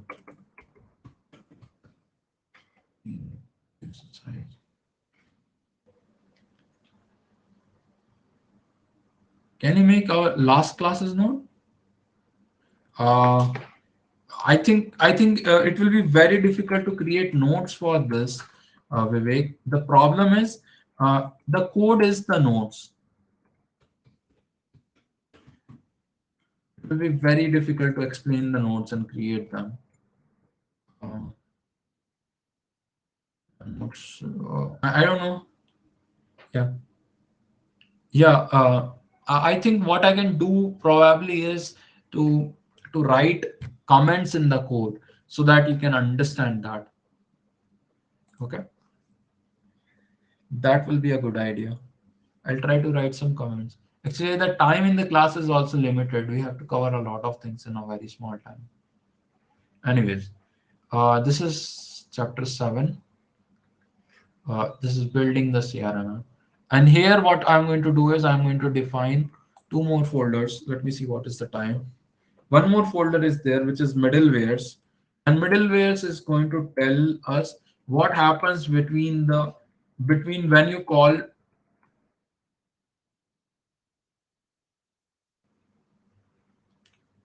when you call uh, that function and when you get an API call. Okay. So you can do auth JWT or JS. Okay.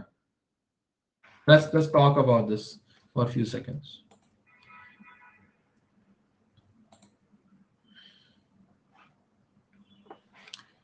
So if I go back to the routers now, there is a auth router. There will be a similar router for my. Sir, can we? What is the difference between folder 6 and 7? The 6 folder is going to be for the user registration and user login. Nilanjan. You folder 7. We are going to discuss the rest of the story. So what going to do is I'm going to start creating different folders for just like previous classes I was creating folders. Now I'm creating these folders per class, and then as the class proceeds, we add our code into that folder, copy that code into the next folder, and so on and so forth. So that you don't have to do that branch business. Okay. Since we have never done the branch business, I don't want to do it just for this thing.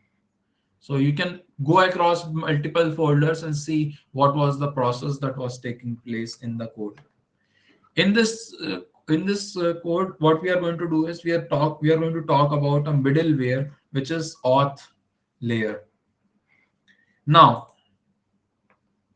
folder 7 is for middlewares, yes, but it will contain all the code, but it is basically for the middleware, and that too a particular middleware, which is your uh, JWT authentication middleware. Now, there are two functionalities that you need to have. First functionality is there are only two basic functionalities that you need from this.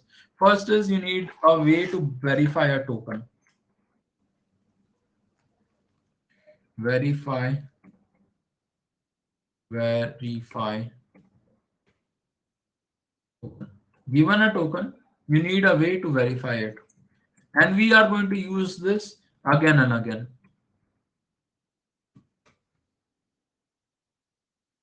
You will have a request, you will have a response, and you will have a next. And this is the way middlewares are set up.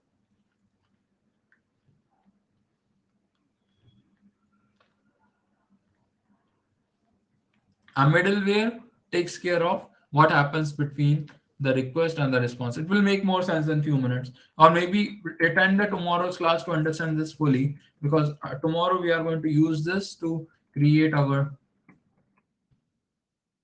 Tomorrow we are going to use this to create request out of it. Okay, request.header, and there is something called as x access. Get the token from the header of the file. The header of the file will contain a token. It is the same token that I have responded here. You see, when this request was successful, I got an access token. Now, whenever you want to access, this is like your ID card that helps you into getting into the building. Whenever you send a request, you need to send this token to me in the X header folder. There's something called as X. There's something called as key as. You can write a key as X access access token. There can be a key in the header which is X access token, and then you can send that token here, whatever you have copied in the previous way. And then this is going to be tested in the middleware. Middleware is going to test this access token and decide whether it is a correct access token or not. Okay. Anyways, that is the whole flow. Let me write the access token code right now, and then we'll discuss how that works out with the rest of the code.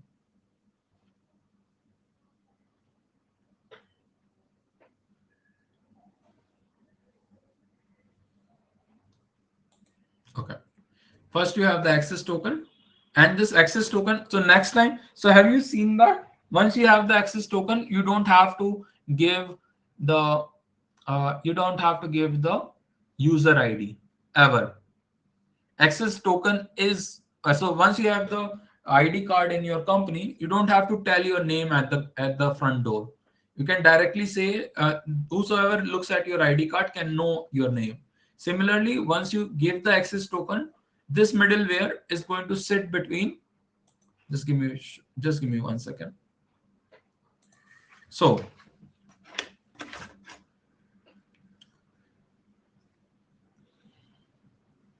this is your client, and this is your server. Client is sending a request to the server.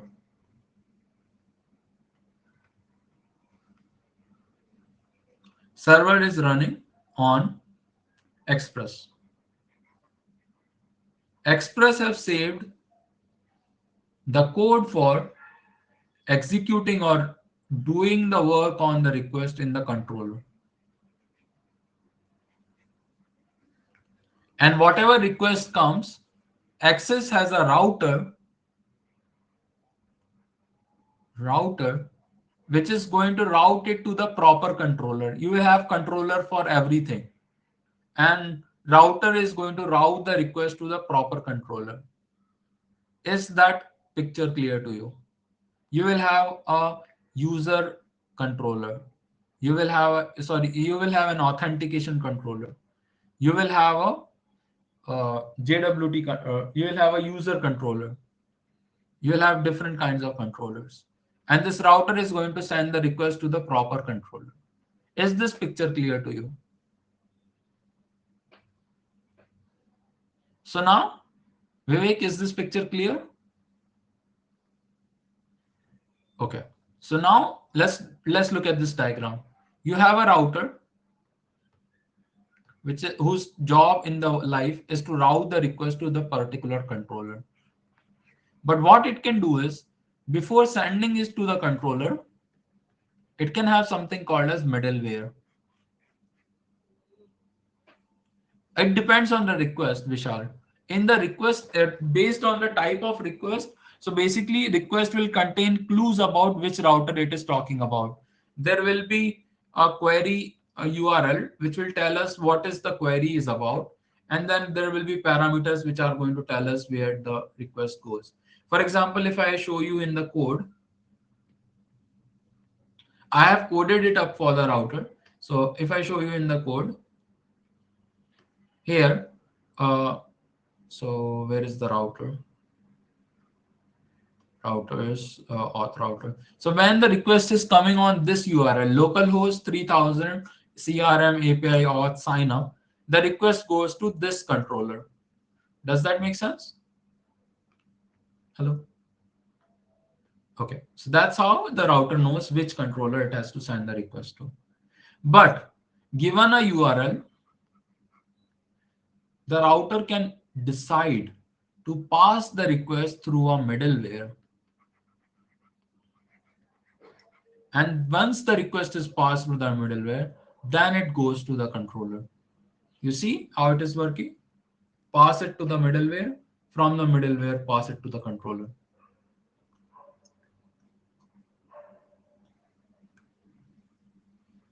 And what is the middleware going to do? In our case, suppose I send a JWT token. Now, this access token contains in encryption format the user ID. Every request, if you have set up the middleware, Nilanjan, if you have set up a middleware, then it will pass through the middleware. If you have not set up a middleware, I'll tell you how to set up a middleware. But if you have set up the middleware, it will pass through the middleware. Otherwise, it will not. Okay. So now the JWT token contains the user ID. So first what will happen is the router will send the URL to the middleware and it will look at the JWT token. It will process the token, and if the token is valid, it is going to send you the user ID along with rest of the request.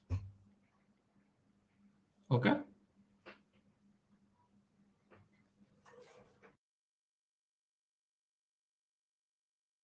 So the user will send a request and the middleware will convert that JWT token into user ID. Does that make sense? And then it will go to the next step, which is the controller. Now I'm going to show you the code and it will become more clear, but just keep this picture in mind for a few minutes.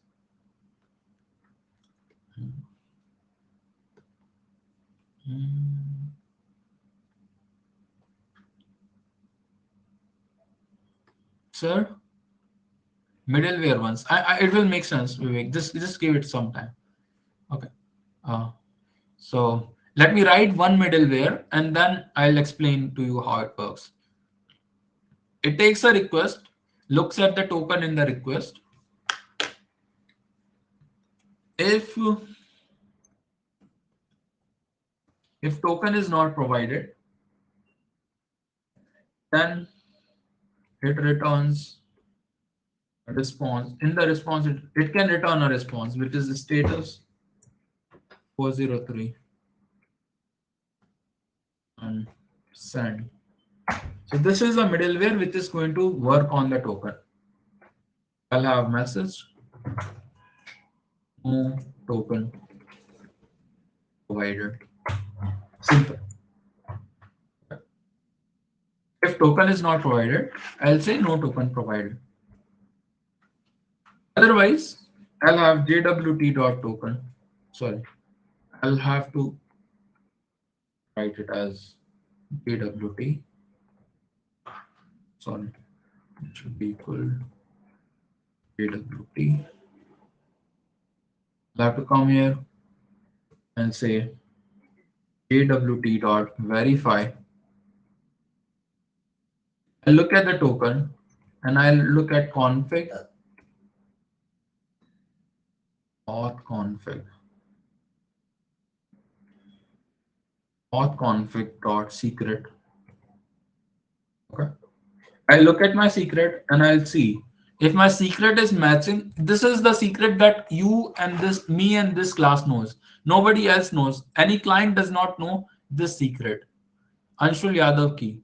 This secret nobody else know. And this secret is what I use to match my token. Okay.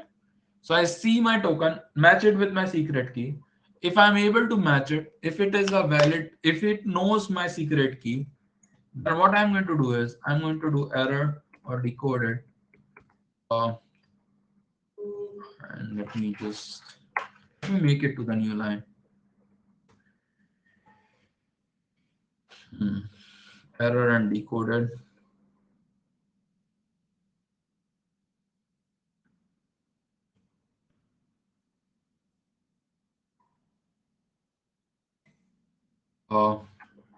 Bring it to some.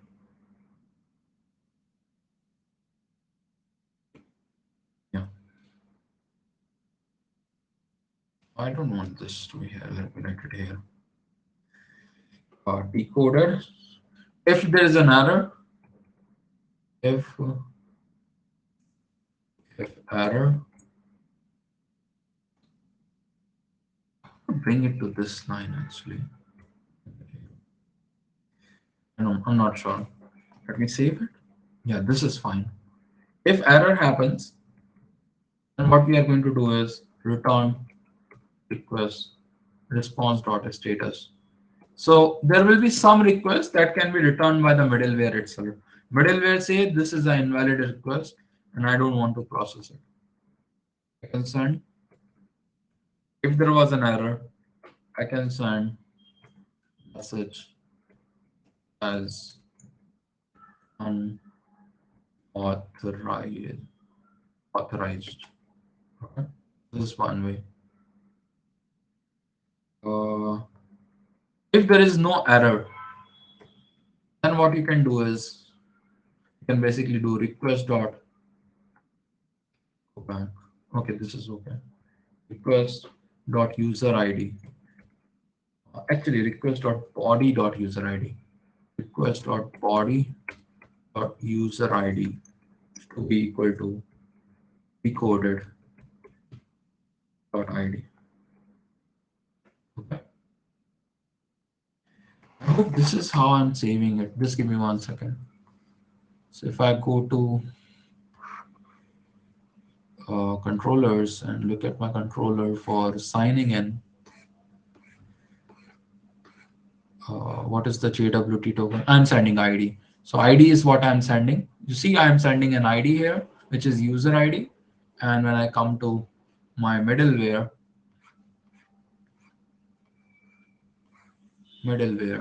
I'm decoding the ID. Okay. And then I can just do next. Very well. So now let me answer the questions that you might be having about the middleware. How does it work and what it does? And let me answer it with just give me one more line to write, and then it will become much more clearer. Line number 21 again. I'm going to explain the 21 line, but yeah, I'm going to explain this in a moment. But let me first write how does this gets called? Where does this get called? So I'm going to create some more routes, and this time I'm going to create no, not here. Routes. Inside routes, I'm going to create a new. Why am I creating here? Routes authentication. Create a new file inside routes, and let me have routes for user. User.routes.js. Okay. In user.routes.js, I'm going to create some routes, and let me create the first one. It's a simple route, which is module.export. Exports is equal to a function. Takes an app. This is how you create a route. And inside this route, you are going to say app.get. And suppose somebody says he wants to get all the users or yeah, CRM API users. I want to get all the users. Then I can define that I'll do auth JWT. I have to import this. Auth JWT is going to be require auth middleware slash auth JWT. Okay, so I'll have to do auth JWT, and then I'm going to do user controller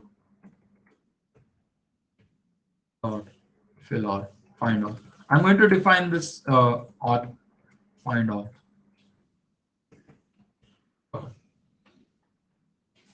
I'm going to discuss this now. So what is this line saying? Whenever there is a request from a user, first check. Whenever there is a request to get all the users, first check if the JWT token is correct. Okay, JWT dot verify token. Check if the token is correct. Once the token is correct, send it to find all. Okay. Now let me go back to uh,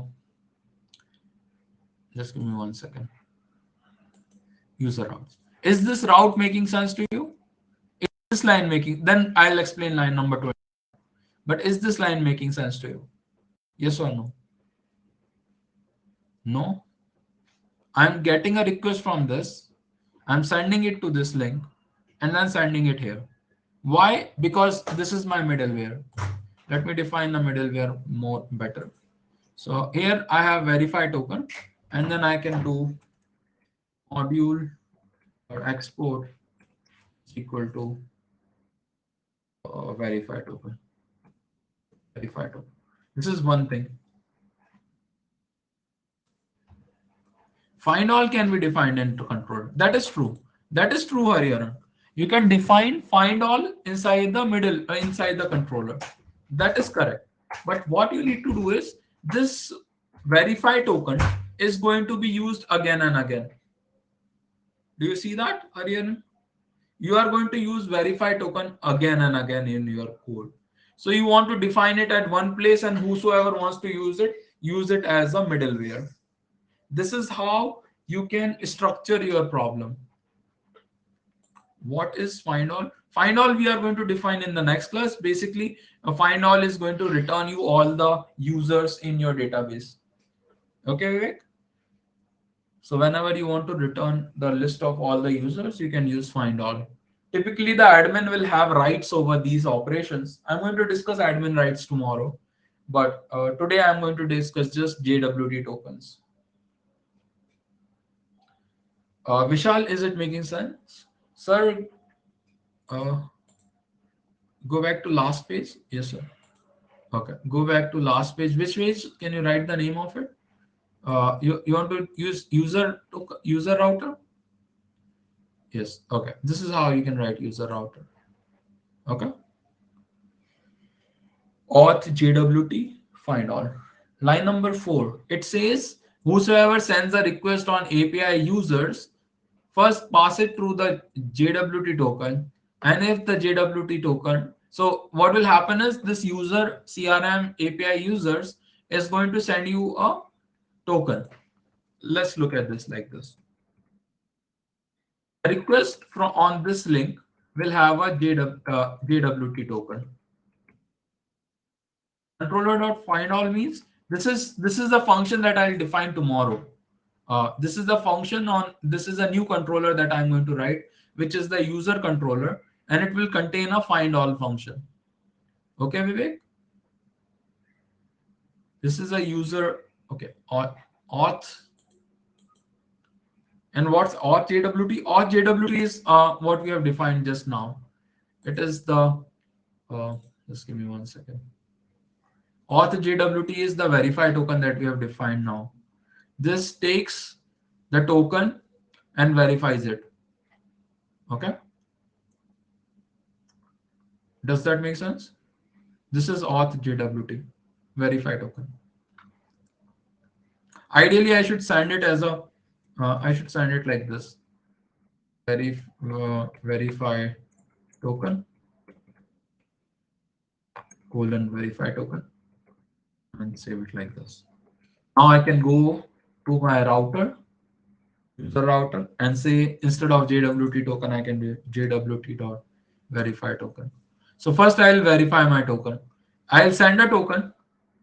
It will go to the verify token, which is going to convert it into user ID.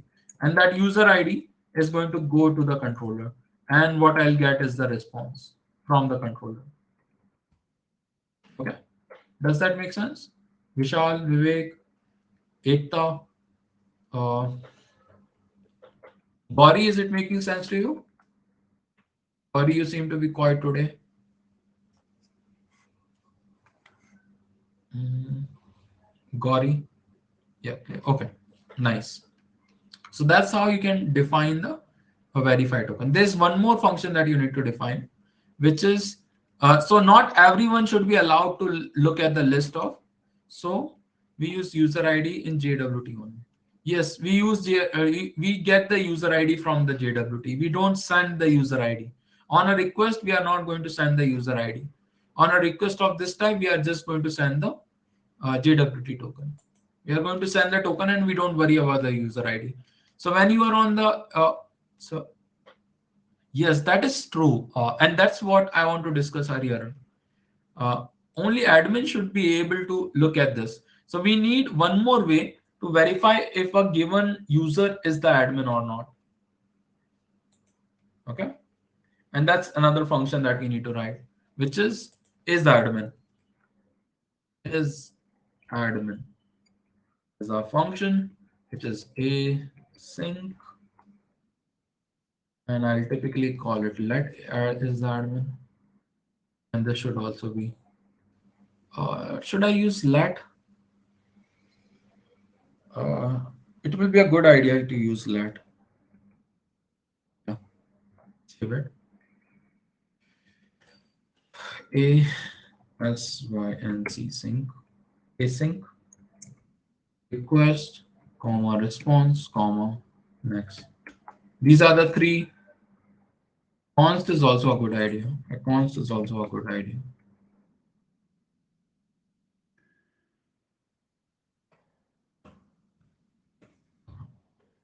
So is the admin. And this takes three things: request, response, and next.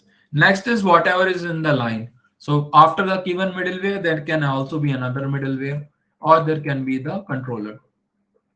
Next is that. That callback is called as next. First is to user is equal to await user dot find one. Inside find one, I'm going to say user ID is request dot body dot user ID. Okay, get the user ID, and then all you know want to do is if user is present and user dot user type is equal to constants util constants dot user types dot admin. If the user is of admin type, then you can call the next layer, which is just next. Else, if it is not a admin or if the user is not present, you can say response status. You can stop here. 403 send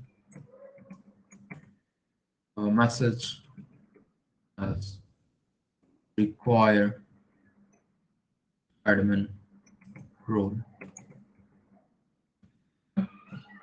So far, so good. And then you can return. Don't need to call the next layer. And you come here and you export. Okay, you can export as admin as well. Admin. There's a question. User model not imported. Yes, that's one thing I'm going to do. Is user model not imported? Oh, just give me 1 second. No, I'm going to do const user. Very good, Likit. You are able to find very good errors. Wire dot models slash user model. Import the user model and send the request to these two IDs.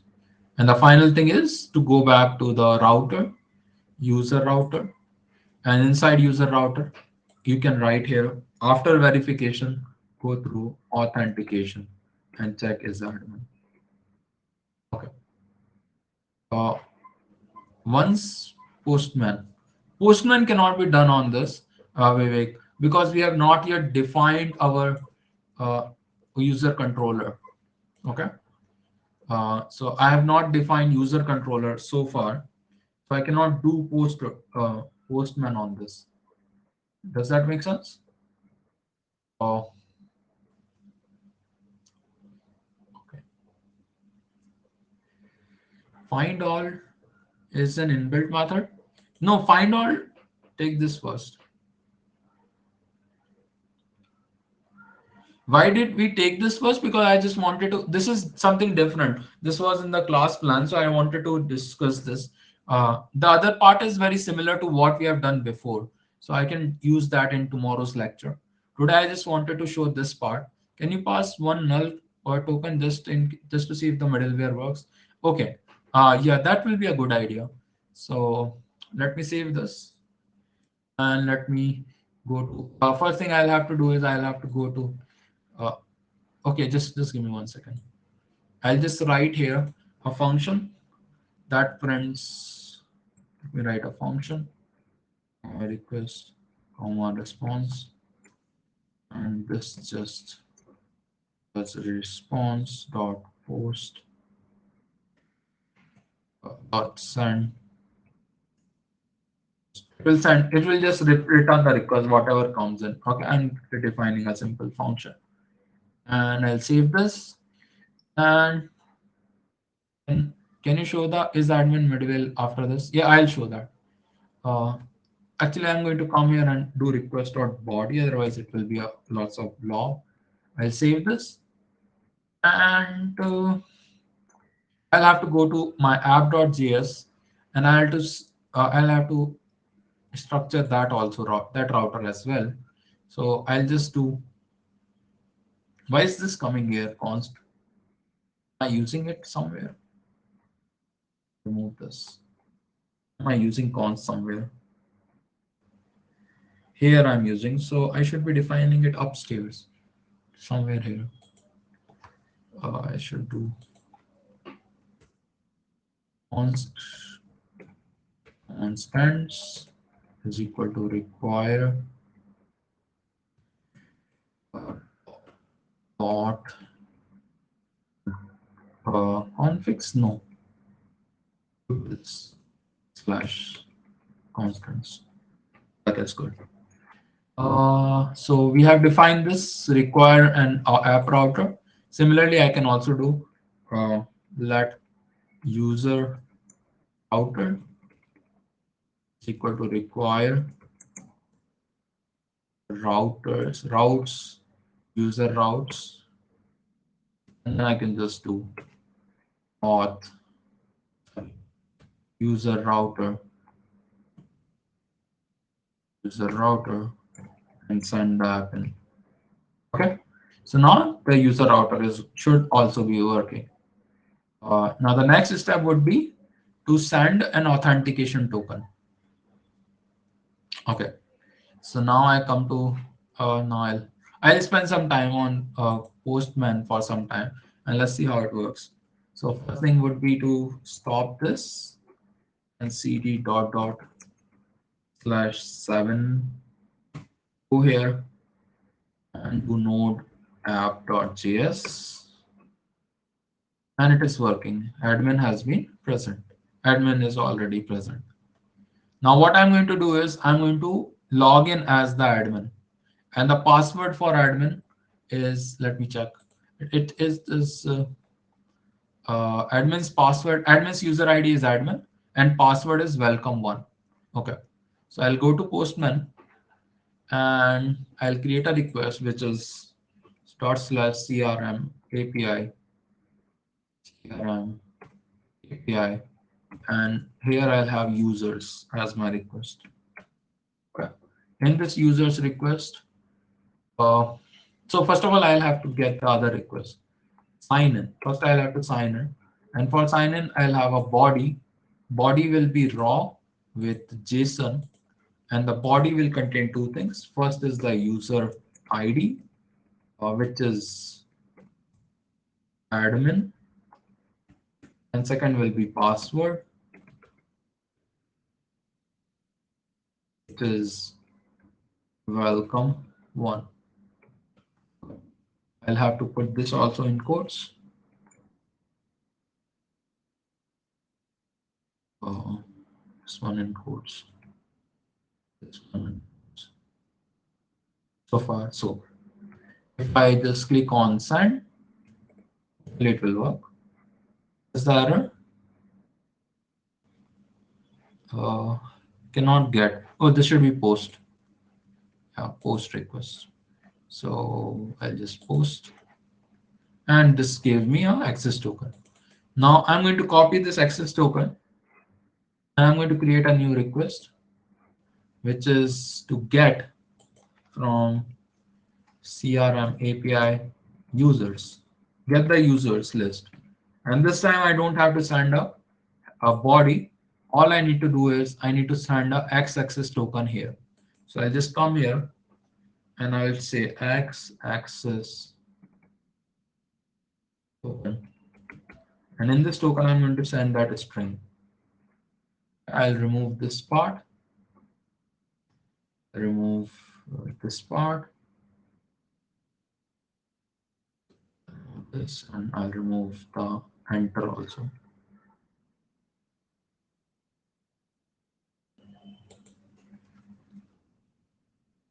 Okay. Seems to be correct. Yeah, seems to be correct. Now I'm going to get this and send it. Send request. Could not send request. What is the problem? CRM API user. Let me check. Let me check the routers. CRM API user. That is correct. Let me check the console log. Sign in request is coming, which is correct. Now what is the problem? Double quotes. Oh, maybe it should be in double quotes. Let me check. I'll just come here and write double quotes.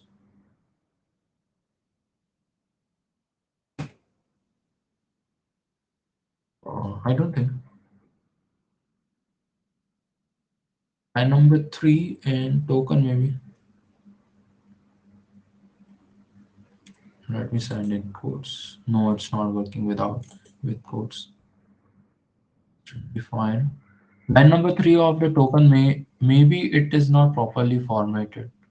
No, it is correct. I just come here. And this is correct.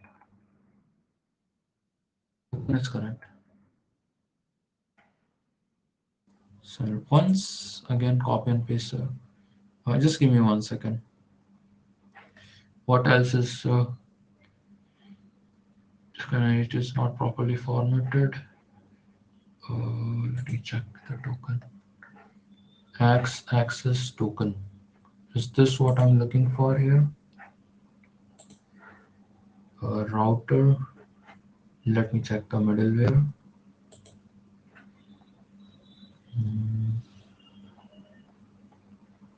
X access token. Seems to be correct. And okay. Let me see if it is going to the middleware. So I can just come here and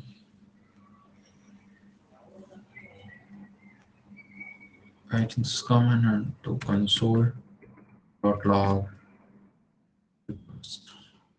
Save it and see this. Change. Okay. I come here and try to send it again. And I open this. It's not going to the middleware itself. It is not sending even the request. It is not even sending the request. Why is it not sending the request? Oh, this is the problem. What is the problem? This new line is causing the problem. What is the problem?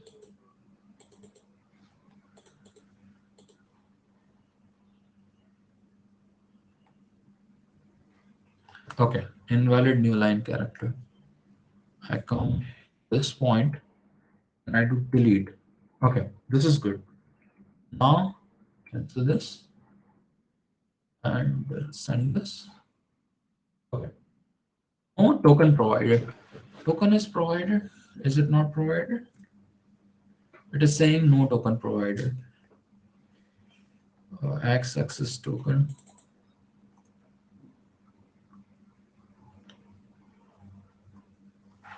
Let me see the request now. So request came here, header is there, and x-axis token is provided. So it is correct.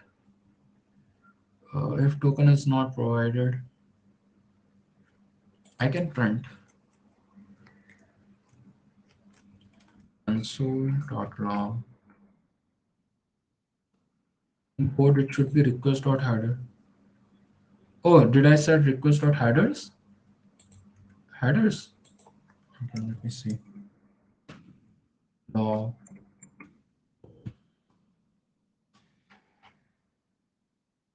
headers. Sorry. Let me print the token and let me send it again. I come here and call this API again. It is saying note. Oh, I have to restart the problem. Restart. Come to my Postman. Something which is good. If you restart, you don't have to sign in again. So admin as the user ID is sent to you. You see? No, headers is correct, Vishal. He's correct.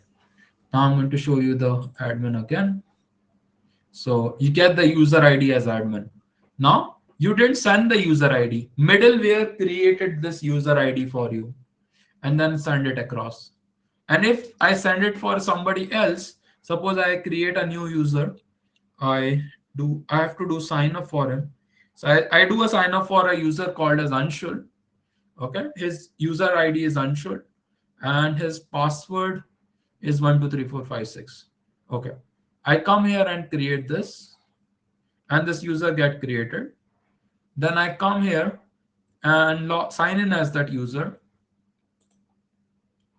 Once I sign in as this user, I copy the access token and I create a new request on get. And this time I send this token. I want to create a new request. I don't want to copy this. I come here and do get, no, sorry, users. And here in the header, I have something called as x-axis token. And here I save the x-axis token. This is the token I got from Anshul Yadav, not from, this is the token from, this is the token, which is ending at 48. If you look at this token, it is ending at 48. So this is the token I got from Anshul Yadav. And if I just send it, I say require admin role, which means if you don't send an admin, this API will not accept.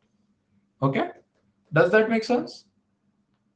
Which of the two middleware did this hit? Did it hit at the token verify token or did it hit at the is admin token?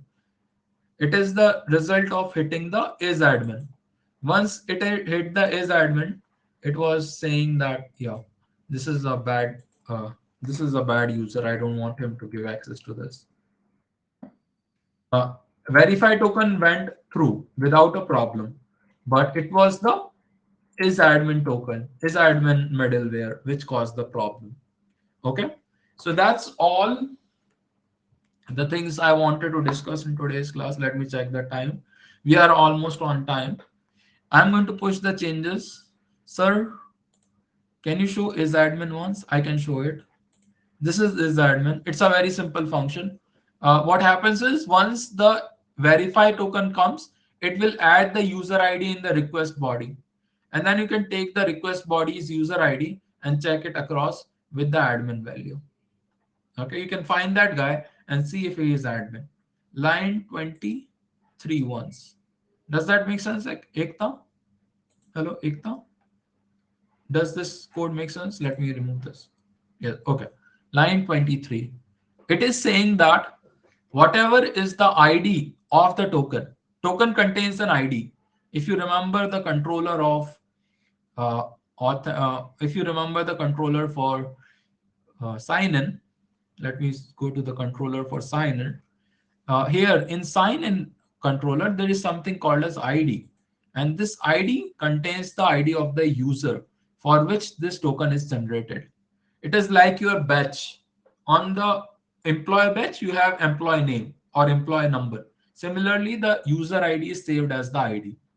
Then you can do, actually, I will prefer this to be user ID, but it's okay if it is ID, that's also okay.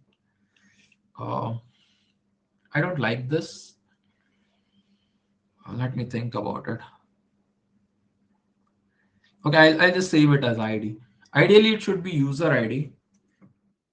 User, user ID. Save it like this. And then in my middleware, I'm going to use user ID. So basically, whatever is the user ID you decoded from the token, save it in the body of the response. Okay, request.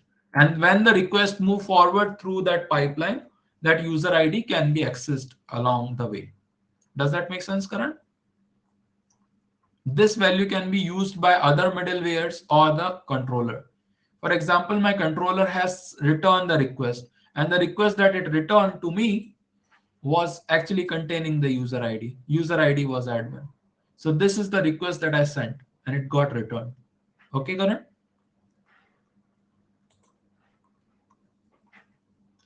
Karan, can you confirm once? Yes. Okay. So that's all I wanted to discuss. I'm going to push the changes onto added JWT token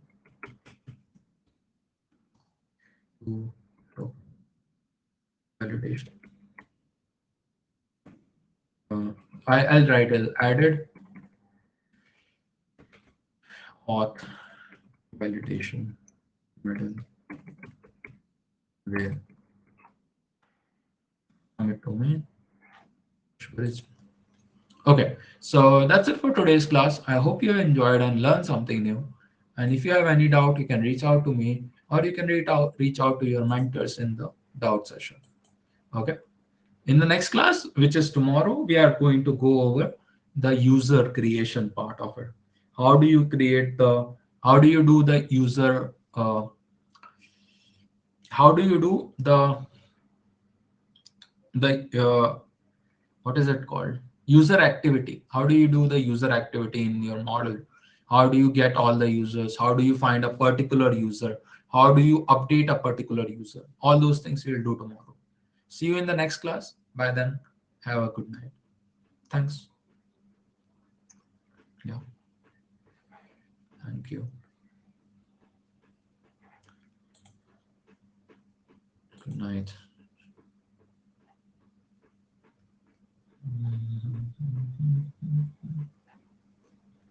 Good night, everyone.